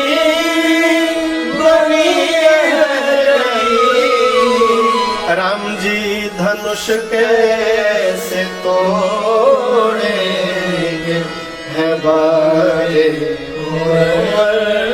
सातवीं सखी ने संशय किया कि ये राम जी इतने छोटे हैं, इनसे क्या धनुष हिलेगा भी, और जब तक धनुष टूटेगा नहीं तब तक विवाह कैसे हो जाएगा। अब अंतिम सखी खड़ी हुई, बोली क्या कहा तुमने? अरे बोली आठवीं सखी। आठवीं सखी ने कहा जिसके एक बाण में ताड़का समाप्त हो गई, जिसने सुबाहु को मार दिया, जिसके चरणों के रज से अहिल्या जी का उद्धार हो गया, वो राम जी क्या धनुष को तोड़े बिना रहेंगे? मैं कहती हूँ जिन ब्रह्मा जी ने सीता जी को बनाया है, उन्हीं ब्रह्मा जी ने विचार करके इस सांवले को भी बनाया है। दूल्हा तो यही बनेगा, इसमें कोई संशय नहीं है। सखिया मंगल भाव प्रकट करती हैं। भगवान बच्चों के साथ सायंकाल धनुष यज्ञशाली का दर्शन करके गुरुदेव भगवान के पास पहुंचे हैं। संध्या भई, बयारू आरती, रात्रि भोजन और फिर विश्राम। सबसे पहले गुरुदेव भगवान सोने के लिए गए। गुरु जी जब सोने गए तो राम लक्ष्मण जी उनके चरण की सेवा करने लगे। बार बार गुरुदेव के कहने के बाद राम जी सोने गए तो लक्ष्मण भैया उनके चरणों की सेवा करने लगे है? और जब बार बार राम जी ने कहा तो अंत में लक्ष्मण भैया ने जाकर शयन, राम जी के चरण के पास ही लेट गए लक्ष्मण जी। सवेरा हुआ, गोस्वामी जी कहते हैं उठे लखन कब उठे निशि विगत सुनी, अरुण शिखा धुन का गुरु ते पहिले जगतपति जागे राम सूरा। प्रातः काल मुर्गे की बाग सुनकर रात्रि बीतने के बाद लक्ष्मण जी सबसे पहले जगे हैं। उसके बाद जाकर राम जी के चरण की सेवा किए तो राम जी जगे हैं। और जब दोनों भाई मिलकर गुरु जी के चरण की सेवा की है तो अंत में गुरुदेव भगवान जगे हैं। यहाँ दर्शन करिए, लक्ष्मण जी को जगाना नहीं पड़ा, लक्ष्मण जी अपने आप जगे हैं। लक्ष्मण जी कोई अलार्म लगा के नहीं सोए थे, सबसे बाद में सोए हैं और सबसे पहले अपने आप जगे हैं। ये प्रसंग कहता है जिसको अपना लक्ष्य प्राप्त करना होता है उसको जगाना नहीं पड़ता, वो स्वयं जगता है। और जिसको जगाना पड़ रहा है तो फिर भगवान मालिक है। क्या हो, जौन लड़का को कहा जा रहा बाबू उठो पढ़ो, जिसको पढ़ने के लिए जगाना पड़ रहा है वो का पढ़िए भगवान जाना था। लक्ष्मण जी जगे, राम जी के पास गए, राम जी जगे, दोनों भैया मिलकर गुरु जी के पास गए तो गुरुदेव भगवान जगे। प्रातः क्रिया से प्रभु निवृत्त हुए और मन में विचार किए कि गुरुदेव पूजन करेंगे तो पूजन में पुष्प दल चाहिए। अस्तु गुरु जी के बोलने की प्रतीक्षा नहीं किए राम जी। राम जी स्वयं जाकर अनुमति मांगे, गुरुदेव आज्ञा हो तो पूजन के लिए हम पुष्प दल ले आवे। अनुमति मिली और भगवान चले हैं। कहाँ गए? पूज्यपाद गोस्वामी श्री तुलसीदास जी कहते हैं कि राम जी और लक्ष्मण जी जनक जी महाराज की मिथिला में स्थित पुष्प वाटिका में भगवान पहुंचे, उसके द्वार पर पहुंचे राम जी। आगे के 4-5 चौपाइयों में गोस्वामी जी ने उस बगीचे का वर्णन किया है। आपको एक बात बताऊं, जिस समय राम जी उस बाग में गए हैं, उस समय जो ऋतु थी उस ऋतु का नाम है शरद ऋतु। क्या नाम है? अभी भी वही ऋतु चल रही है, शरद ऋतु, ठंड का समय बाबूजी। लेकिन गोस्वामी जी कहते हैं शरद ऋतु बगीचे के बाहर में था, बगीचे में शरद ऋतु नहीं है। बगीचे में कौन सी ऋतु है? गोस्वामी जी कहते हैं जहां बसंत ऋतु रही लुभाई। बाग के बाहर शरद ऋतु है और बाग के भीतर लग रहा है कि बसंत ऋतु का आगमन हो गया है। क्यों? इसलिए बसंत है क्योंकि आज इसी बाग में पहली बार प्रभु और मां आमना सामना होगा, प्रभु मैया का मिलन होगा। जहां भगवान और भगवान की भक्ति मिल जाए वहां सदैव बसंत ही बसंत बना रहता है। वहां पतझड़ नहीं आता, वहां केवल बसंत रहता है। भीतर लगता है बसंत ऋतु का आगमन है। यहाँ हमारे आपके मध्य इस क्षेत्र के गोरेगांव विधानसभा के माननीय विधायिका जी श्रीमती विद्या ठाकुर जी यहाँ आई हैं। बहुत बहुत स्वागत अभिनंदन आपका। जय हो, जय हो।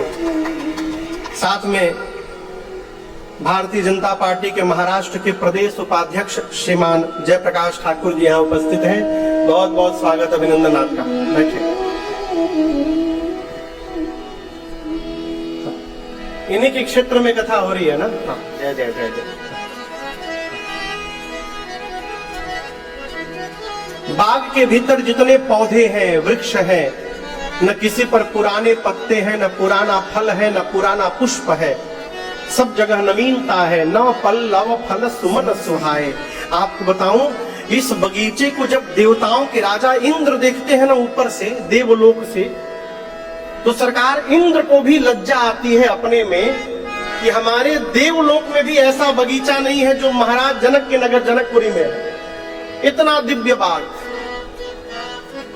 आज इस बगीचे में चातक, कोयल, तोता, चकोर, मोर सब आकर चहचहा रहे हैं, मोर नृत्य कर रहे हैं। बाग के बीच में पार्वती जी का मंदिर है। एक मंदिर के बगल में एक सुंदर सरोवर है।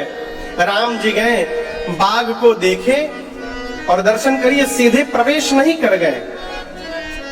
राम जी द्वार पर, गेट पर खड़े होकर मालियों को ढूंढने लगे। किसको? मालियों, जो उस बाग का केयर टेकर, देखभाल करते थे, केयर टेकर थे बाग के, माली जन। ये क्यों किया राम जी ने? राम जी कहना चाहते हैं, देखो, किसी भी बगीचे से बिना बगीचे के मालिक की अनुमति उससे पुष्प लेना ये चौर वृत्ति है, इससे बचना चाहिए। लेकिन कई महापुरुष ऐसे भी धरती पर होते हैं कि 5 बजे भोर में डलिया लेके घर से निकल जाते हैं। और जिसके जिसके दरवाजे सरकार फूल लगा है, 6 बजे तक पूरा गांव का फूल उनके घर में। अब वो बेचारा फूल का मालिक जब सुबह 6:30 बजे बाहर निकला तोड़ने तो फूल गायब। रात को कोढ़ी रहे, सवेरे कोड़ा गई। अब वो बेचारा कहाँ सुबह सुबह भगवान का नाम लेना चाहिए, वो मंगलाचरण शुरू करता है। जो लेकर गया उसके घर में आग लग जाए। अरे ऐसा काम क्यों करना हो? और हम आपसे एक बात कहें, यदि आप बिना पूछे पुष्प फल लेकर के भगवान को चढ़ा भी दिए तो भ्रम में न रहिएगा, उस पूजा का फल आपको नहीं मिलेगा। जिसके घर से उतार करके ले आए हैं सीधे उसके घर में ट्रांसफर हो जाएगा। इसलिए बिना पूछे नहीं उतारना चाहिए। ठंड का समय है, जाड़े का समय। सर भैया, हमारे पूर्वांचल में अपने ना मटर की खेती खूब होती है। मटर की हमने अपनी आंख से देखा है। बड़े बड़े घर के लोग, सड़क के किनारे किसी भी खेत में मटर दिखाई पड़ गया, सरकार, बड़े संभ्रांत घर के लोग, महंगी महंगी गाड़ियों में घूमने वाले लोग, सड़क के किनारे गाड़ी खड़ा करके पूरा परिवार खेत में टूट पड़ा है, मटर नोचे में। अरे पूछ तो लोग केकर मटर है वो।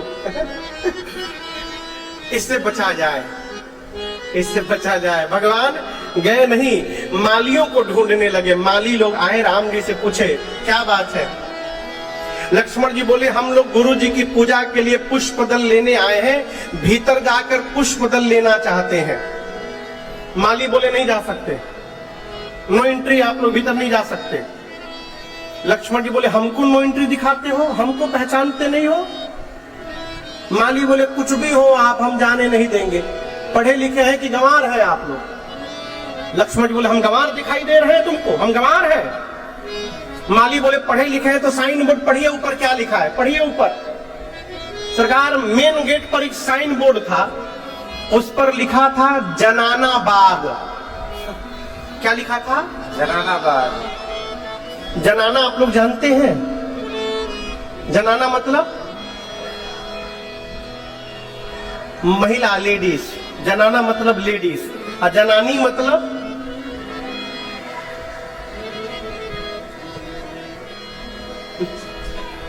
केहू पुरुष मत बोल दे। जनाना मतलब भी लेडीज होता है और जनानी मतलब भी लेडीज होता है। भैया हमारे कलकत्ता के नेता, बंगाली नेता, सीपीएम के बड़े तेज नेता थे, बहुत पहले की बात है। तो बिहार में एक इलेक्शन चुनाव में गए, और बंगाली तो बंगालियों की हिंदी थोड़ी अजीब होती है, तो बंगाली में कहते हैं कि हम आपको बताना चाहते हैं, तो उसको बोलते हम आपको जनाना मांगता है। अब वो पहुंच गए बिहार में, अब वो माइक लेके शुरू हो गए, हम आप सबको जनाना मांगता है। लोग बोले कहा बोले, फिर से बोलो एक बार। तो बोले हम सब आपको जनाना मांगता है, पर लोग जूता चप्पल से जनाने लगे उनको। जनाना मतलब महिला भाग। लक्ष्मण जी बोले जनाना बाग लिखा है। माली बोले आप जनाना है? जनाना बाग है, इसमें केवल महिलाएं जा सकती है, आप कैसे जाएंगे? माली मेन गेट पर रोक दिए राम जी को। एक माली ने कहा राम जी आपका टाइम जो आने का टाइम है ठीक नहीं लग रहा है।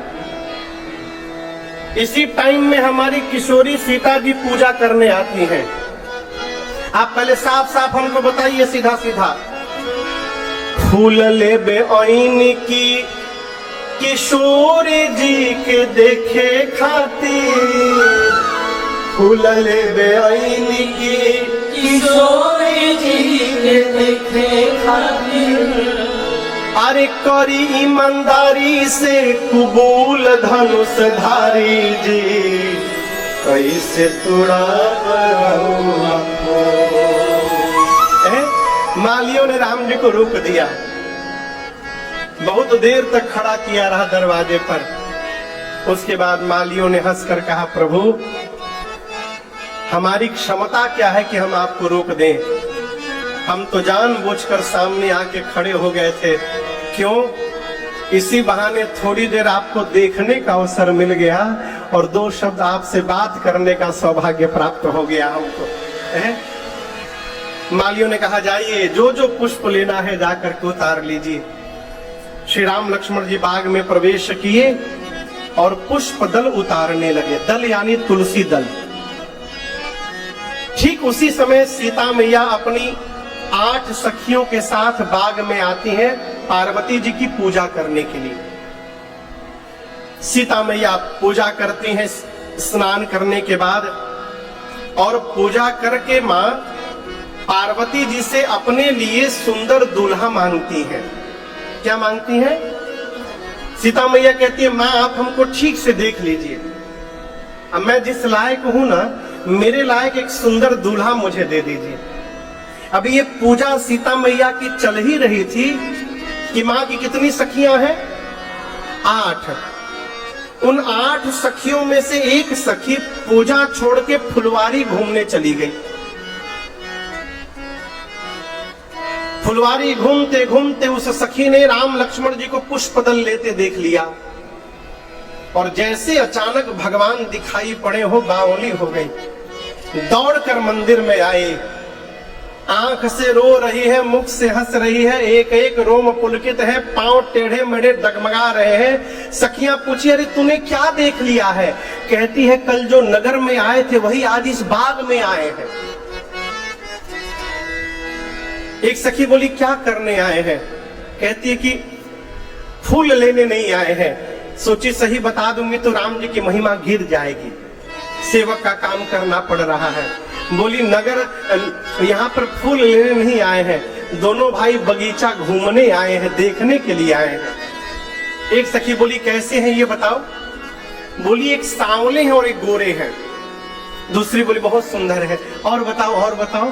बोली, बहुत सुंदर है। और बताओ? बोली, बहुत कम उम्र है अभी। बोली, और बताओ? बोली, और नहीं बताऊंगी। एक सखी बोली, झूठ बोल रही है, ये देखी नहीं, ये झूठ बोल रही है, ये जितना बता रही है उतना हम लोग कल ही देख लिए थे। सांवले गोले हैं, बहुत सुंदर है, कम उम्र है। तुम देखी होती तो बताती किस रंग का कुर्ता पहने हैं, कैसी टोपी लगाए हैं, कैसी धोती पहने हैं, कैसे हार पहने हैं। तुम देखी नहीं हो। वो सखी बोली, देखी हूं तो बताती क्यों नहीं हो? बोली, नहीं बता पाऊंगी। सखियां बोली, क्यों नहीं बताओगी? उस सखी ने कहा, देखो, जिस आंख ने देखा है उस आंख के पास जिह्वा नहीं है कि वो बता सके, और जो जिह्वा बताती है उसके पास आंख नहीं है कि उसने देखा हो। देखा है आंख ने, अब बताना है जिह्वा को।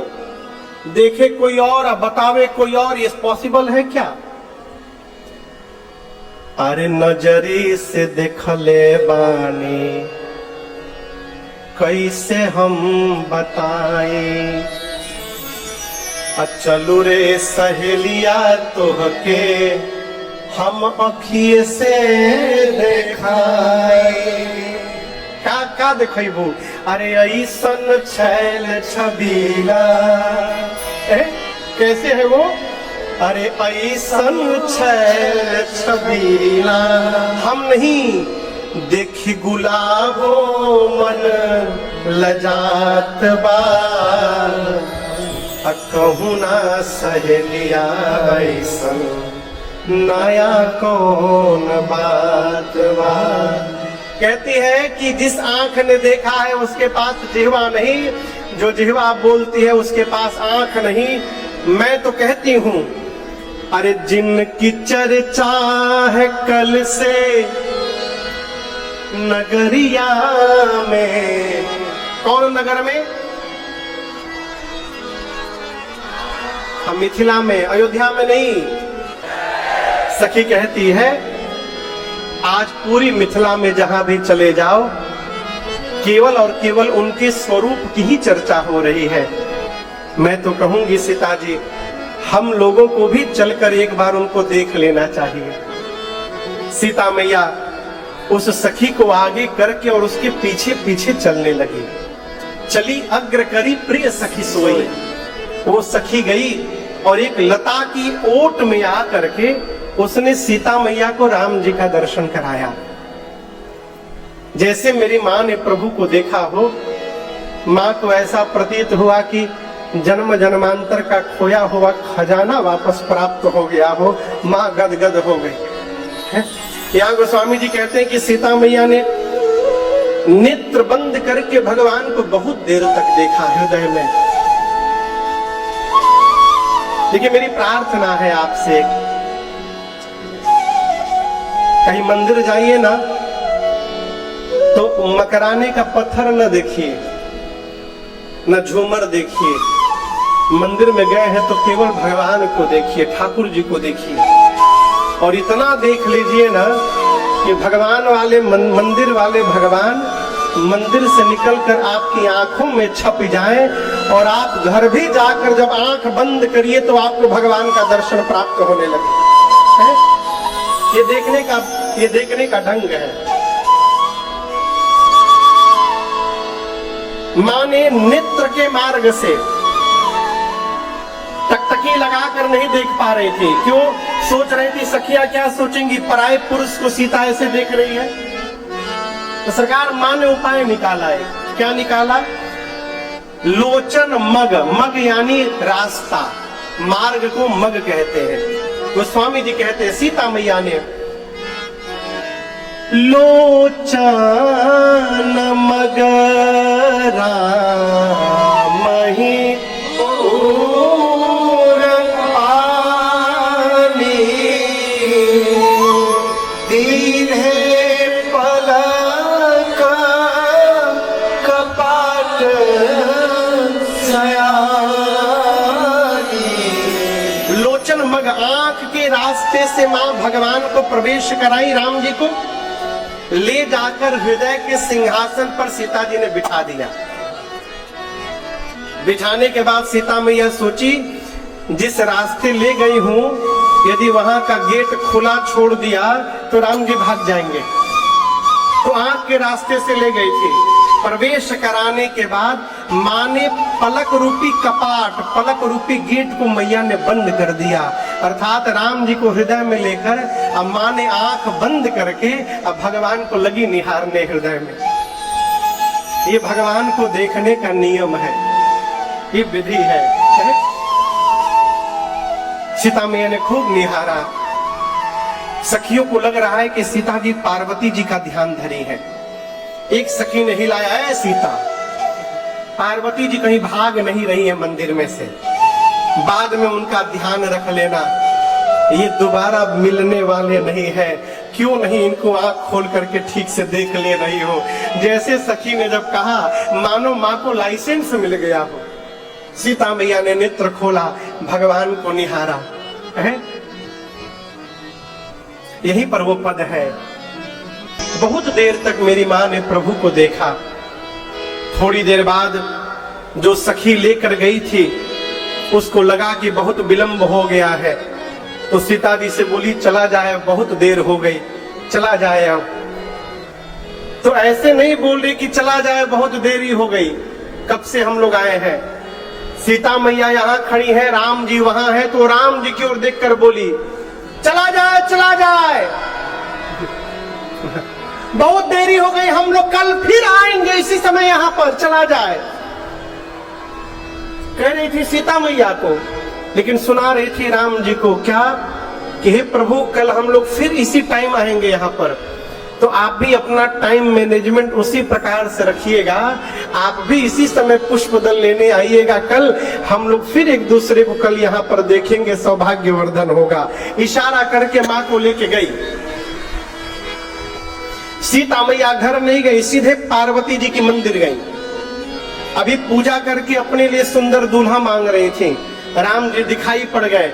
अब पार्वती जी से उसको कंफर्म कराने के लिए मंदिर गई और जाते जाते स्तुति प्रारंभ कर दी। पति देवता स्तुति महुमातु प्रथम तवरे, महिमा अमित न सकहि कहि सहस सारना से। पार्वती जी के मंदिर में जाकर सीता मैया बोली, हे गिरिराज पुत्री आपकी जय जयकार हो, हे शंकर जी की प्रिया आपकी जय जयकार हो, हे कार्तिकेय जी और गणपति जी की अम्बा आपकी जय जयकार हो। माँ आपके न प्रारंभ का पता है, आपके न मध्य का पता है, न आपके अंत का पता है। हे भवानी जी, आपके अमित प्रभाव को सरस्वती और शेष नारायण भी नहीं जानते। माँ आप ही मनुष्य को समस्त वैभव प्रदान करने वाली हैं।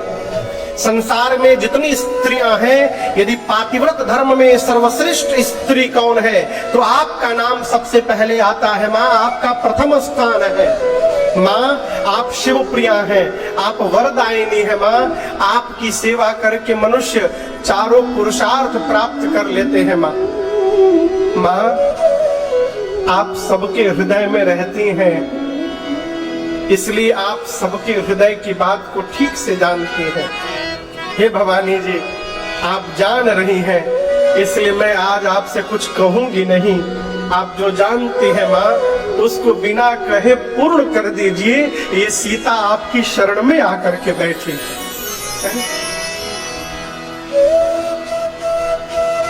सीता मैया ये नहीं कहा कि हमको ये चाहिए। माँ कहती कि आप सब जानती हैं, मुझे जो चाहिए माँ मुझे पूर्ण करिए। इतना कह के पांव पकड़ के पार्वती जी का सीता मैया बैठ गई। और सीता जी के इस विनय प्रेम का दर्शन करके मां भवानी की मूर्ति मुस्कुरा उठी। भैया मूर्तियां मुस्कुरा उठी। लोग कहते हैं मूर्ति सही में मुस्कुराती है क्या? मूर्ति आज भी मुस्कुराती है, लेकिन देखना कौन चाहता है? हो जो देखना चाहता है उसको मूर्ति में आज भी भगवान दिखाई पड़ते हैं।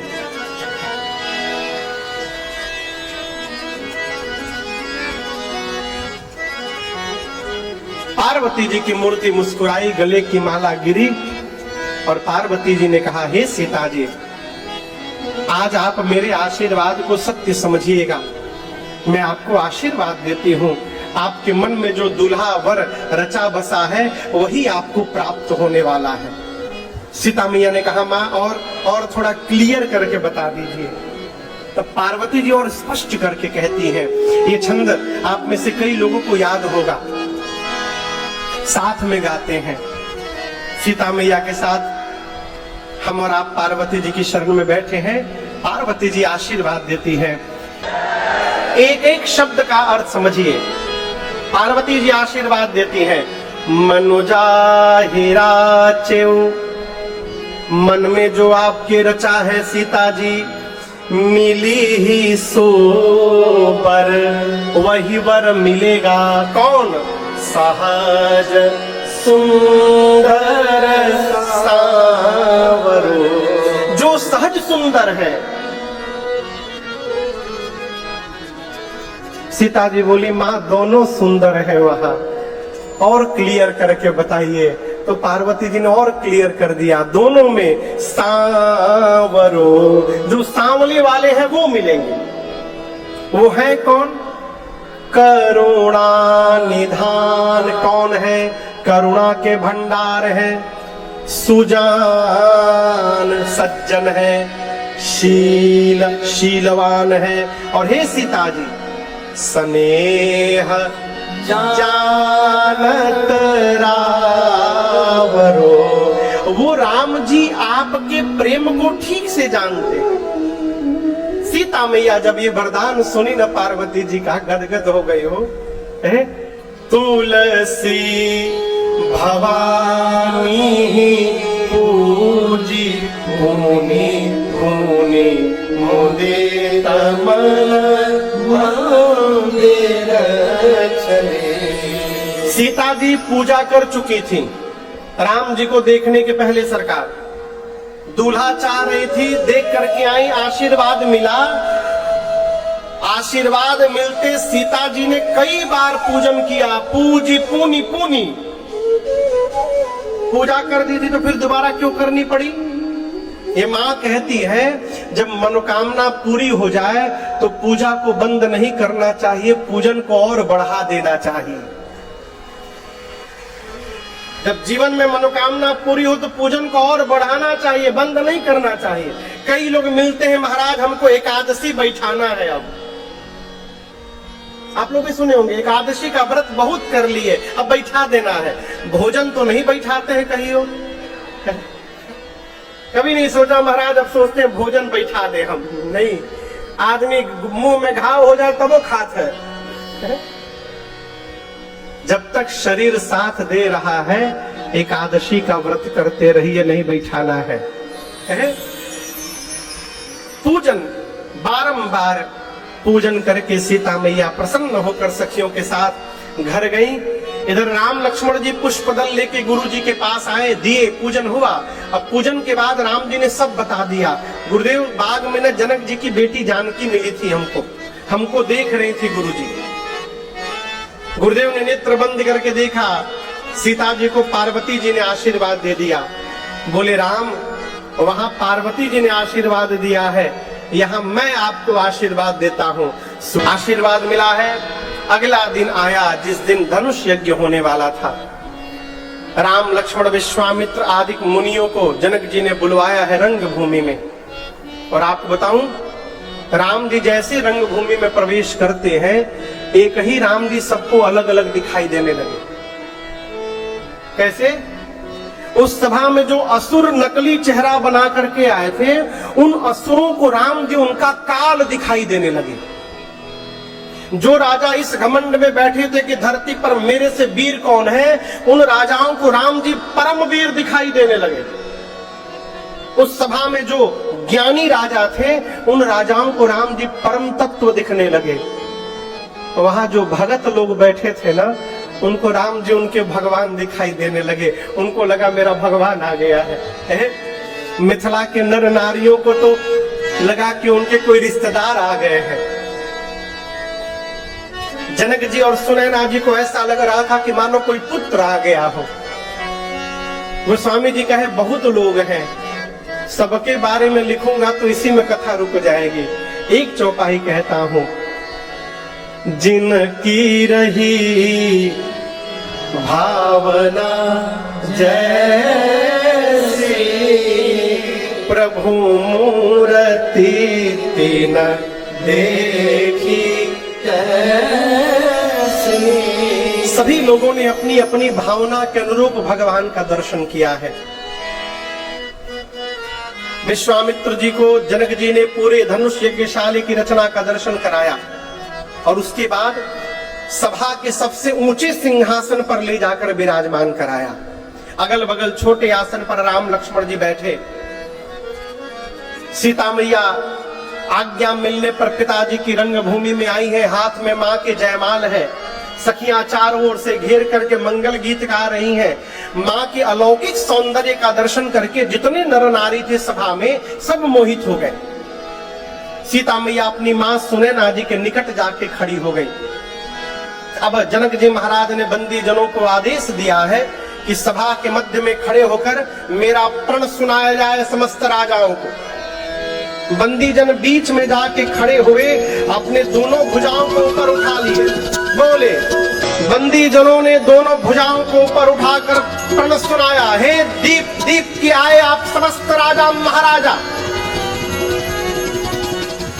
आप समस्त राजाओं के भुजाओं का बल यदि चंद्रमा के समान है, तो शंकर के इस पिनाक को राहु समझिएगा। राहु है ये वही पिनाक है जिसकी कठोरता पूरा विश्व जान रहा है। आज ध्यान से देखिए, ये वही पिनाक है जिसको रावण और बाणासुर ने स्पर्श तक नहीं किया।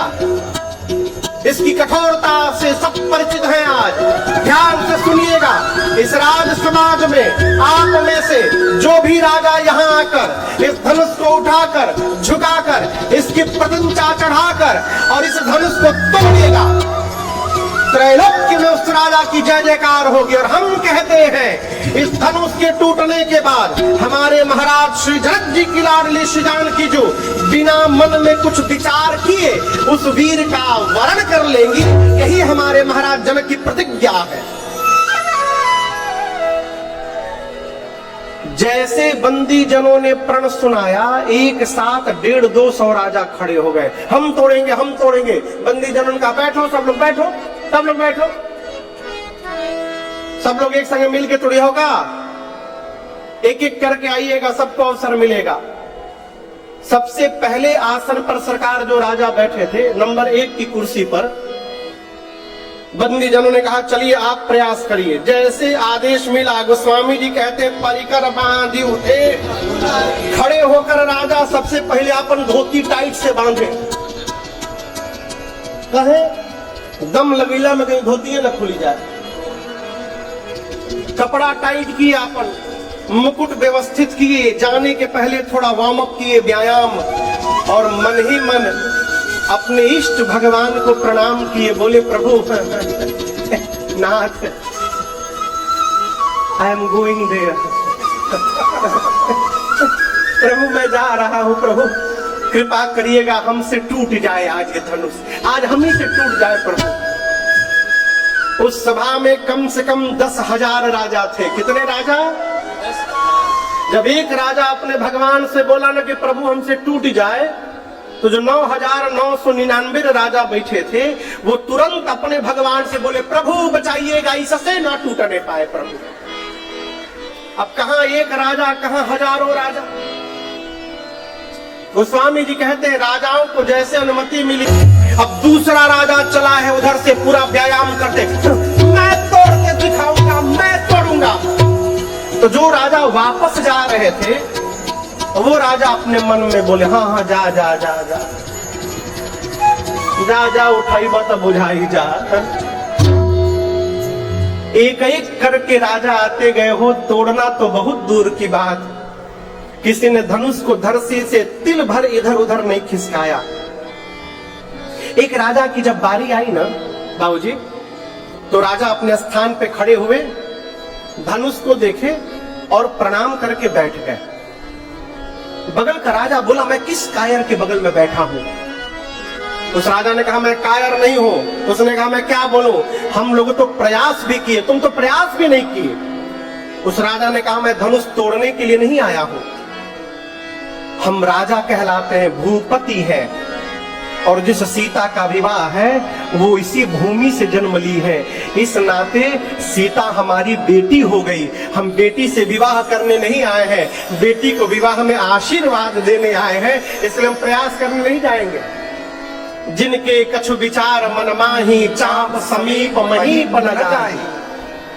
एक एक करके राजा हार गए हो। जब किसी भी राजा से धनुष नहीं टूटा तो राजाओं ने मीटिंग की कि मिल के तोड़ दिया जाए। सब लोग मिल के तोड़। ये इतना बढ़िया फॉर्मूला है ना कि जब अकेले काम न बढ़े तो सब लोग एक संग जुटिया जाओ। यही फॉर्मूला देश में भी चल रहा है। देखिए हम कुछ बोल नहीं रहे हैं, हम तो कथा की बात कर रहे हैं। अकेले नहीं टूट पाए तो सब एक संग जमा हो जाओ। सभी राजाओं ने कहा मिल के तोड़ देंगे, एक ने कहा कि मिल के टूट जाएगा तो हवा के दिन संग होई। मिल के तोड़ देंगे तो किसके साथ विवाह होगा? एक राजा ने कहा पहले टूटने दो इसको, टूटने के बाद हम आपस में युद्ध कर लेंगे और जो उसमें विजेता होगा उसी से विवाह हो जाएगा। राजा बोले स्वीकार है। गोस्वामी जी कहते हैं 10,000 राजा। कितने राजा? 10,000। ए जी भूपा सहासा दस एक भारा, भूपा सहासा दस एक भारा, लगे उठावन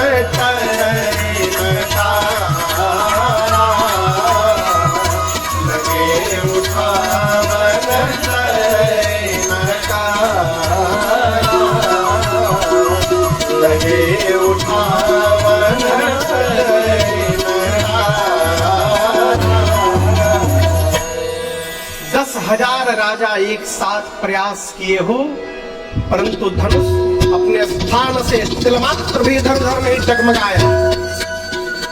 सभी राजा धनुष के हाथों अपनी कीर्ति वीरता गंवा करके अपने अपने आसन पर जाकर सिर झुकाकर नीचे बैठ गए। जनक जी महाराज जब ये देखे तो उनको आवेश आ गया, बर्दाश्त नहीं कर पाए, खड़े हो गए जनक जी। बोले दीप दीप से आया राजा महाराजा, आप में से कोई भी राजा ऐसा नहीं जो बोल दे कि मैंने उनको बुलाया हो यहां पर। आप समस्त राजा मेरा प्रण सुन सुनकर आए हैं और इस भ्रम में ना रहिएगा कि मैं पहचान नहीं रहा हूं। देवता देवता यहां वेश बदल करके विद्यमान है, निशाचर वेश बदल करके बैठे हैं, पाताल के नाग भी यहां उपस्थित है। क्या कह रहे थे आप लोग? अभी तोड़ देंगे? शर्म करिए शर्म। तोड़ना तो दूर, आप में से किसी ने धनुष को तिलमात्र इधर उधर नहीं खिसकाया है धरती से। देखिए वही धनुष पड़ा है। एक बार मेरी बेटी को देखिए, एक बार मेरी बेटी इतनी सुंदर कौन है धरती पर आज? ये कीर्ति वर्ण करने योग्य थी, परंतु मुझे आज ऐसा लग रहा है कि विधाता ने, ब्रह्मा ने इस धरती पर ऐसा किसी को बनाकर भेजा ही नहीं जो इस कीर्ति को जीवन में धारण कर सके। सावधान, कोई भी राजा आज के बाद नहीं बोलेगा मैं वीर हूं। कोई भी राजा, मैं जनक जान गया, धरती वीरों से रिक्त हो चुकी है। क्या बैठे हो? अब किस लिए बैठे हो इस सभा में? विवाह का आस छोड़िए और अपने अपने घर वापस लौट कर जाइए। आज यदि मैं प्रण का त्याग करता हूं तो मेरे जीवन भर की कीर्ति कलंकित हो जाएगी। प्रण पे टिका रहता हूं तो मेरी आंखों के सामने मेरी बेटी कुंवारी रह जाएगी। मैं जनक जानता, मैं यदि तनिक भी जानता कि धरती पर कोई वीर नहीं बचा है। पूरी सभा सुन ले, ऐसी प्रतिज्ञा करके संसार में उपहास का पात्र मैं कदापि नहीं बनता। जनक जी महाराज जब ललकारे विरक्त को, बोले कि आज के बाद कोई अपने को वीर नहीं बोलेगा, धरती वीरों से रिक्त हो गई। लक्ष्मण जी सुनते एकदम तिलमिला उठे। राम जी बगल में बैठे, भैया बोला कैसे भैया? राम जी बोले शांत रहो शांत रहो। राम जी ने लक्ष्मण जी को शांत किया। अभी लक्ष्मण जी का क्रोध शांत ही हुआ था, तब तक जनक जी ने दूसरी बार ललकार दिया, मैं जाओ जानते हूं बिनु भट भूमि भाई, ताओ पनकारी होते न हसाई। जानता धरती पर कोई वीर नहीं ऐसी प्रतिज्ञा कदापि नहीं करता। पहली बार क्रोध आया था तो लक्ष्मण जी राम जी को देखे थे, राम जी ने शांत करा दिया। दूसरी बार क्रोध आया तो लक्ष्मण जी देखबे नहीं किए, कूद पड़े। गोस्वामी जी कहते माखई होठ फड़फड़ाने लगे लक्ष्मण जी के, नेत्र से मानो अंगार बरसने लगा, कूद पड़े। बोले भैया क्षमा करिएगा, रघुवंश का एक छोटा सा बालक जहां पहुंच जाए, इस ब्रह्मांड में किसी की औकात नहीं, बोल दे धरती पर वीर नहीं। आप भी रहते, आप विद्यमान है। जनक ने बोला कैसे? कहे जनक जैसे अनुचित बाणे, कहे जनक जैसे अनुचित बाणे, विद्यमान रघुकुल मणि जाने, विद्यमान रघुकुल मणि जाने। सुनहु भान कुल पंकज भानो, सुनहु भान कुल पंकज भानो। स्वभाव न कछु अभिमान, स्वभाव न कछु अभिमान। जो तुम्हारी अनुशासन पाओ, तुम्हारी अनुशासन पाओ। मैं खंड देव ब्रह्मांड उठाओ, खंड कयो ब्रह्मांड उठाओ। काटे घट बिडारो होरी, काटे घट बिडारो। मैं सकौ मेरो मूलक लिख तोरे, सकौ मेरो मूलक लिख तोरे। ताऊ प्रताप महिमा भगवाना, ताऊ प्रताप महिमा भगवाना। बापुरो पिनाक पुराना, बापुरो पिनाक पुराना। नाथ गाने से आए सो, नाथ गाने से आए सो। मैं कौतुक करूं बिलोके सो, कौतुक करूं बिलोके सो। कमल नारद मिटा को चढ़ाओ, कमल नारद मिटा को चढ़ाओ। जन सत प्रमाण ले धाम, जो जन सत प्रमाण ले धाम, जो जन सत प्रमाण ले धाम, जो जन सत प्रमाण ले धाम। ओरौ छत्र करंद जिमि, ताओ प्रताप बलना।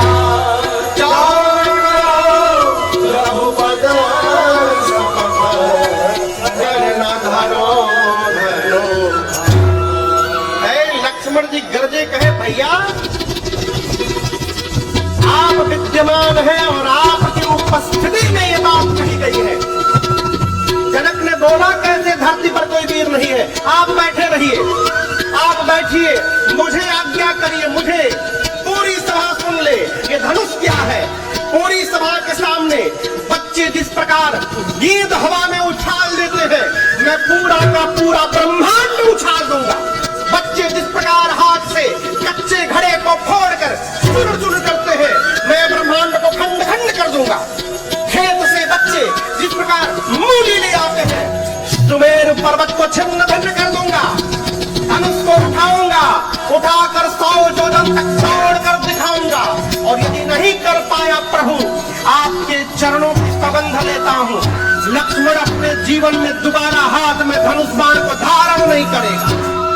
लक्ष्मण जी गरजे, मिथिला में धरती की गति देखिए। लखना सको वचन देवो दे, जगमगानी मणि देख रे, जगमगानी मणि देख रे, जगमगानी मणि देख रे। कहते प्रभु जिस प्रकार कमल की नाल को बच्चे खंड खंड करते हैं, मैं धनुष को खंड खंड कर दूंगा। पांव से जैसे बच्चे छत्र को राज देते हैं, मैं राज दूंगा। उठाकर 100 योजन तक दौड़ कर दिखा दूंगा मैं भरी सभा को।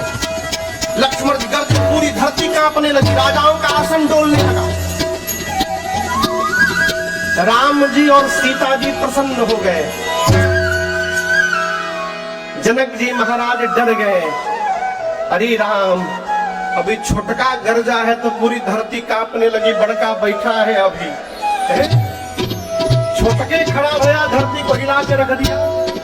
और गुरुदेव भगवान विश्वामित्र जी जब लक्ष्मण जी की दहाड़ सुने ना, अपने आसन से उछल पड़े, बोले बाह चेला का ललकारा है आज। लेकिन हम आपको एक बात बताएं, लक्ष्मण जी इस आवेश में भी सावधान है। कहते प्रभु खंड खंड कर दूंगा, गेंद की भांति ब्रह्मांड को उछाल दूंगा, आकाश में फोड़ दूंगा, सुमेर पर्वत को छिन्न भिन्न कर दूंगा, सब करूंगा, लेकिन अपने बल के भरोसे नहीं करूंगा प्रभु। ये सब आपके प्रताप से और आपके भरोसे करूंगा, आपके बल से करूंगा मैं। लक्ष्मण भैया पहुंच गए हैं, धनुष के पास हाथ बढ़ा दिए हैं। राम जी ऊपर बैठे, कहते भैया कहिए तोड़ दूं। राम जी मन में सोच रहे हैं तोड़ना हमको है। ये छोटके तैयार है तोड़ने के लिए। विश्वामित्र जी राम जी से बोले जल्दी बुलाओ, कहीं तोड़ी मत देवो, जल्दी बुलाओ उसको। लक्ष्मण जी राम जी को देख रहे थे। राम जी ने लक्ष्मण भैया को देखा, आंख से इशारा किया, मुख से नहीं बोला। भाई साहब, you have done your work now, please come here.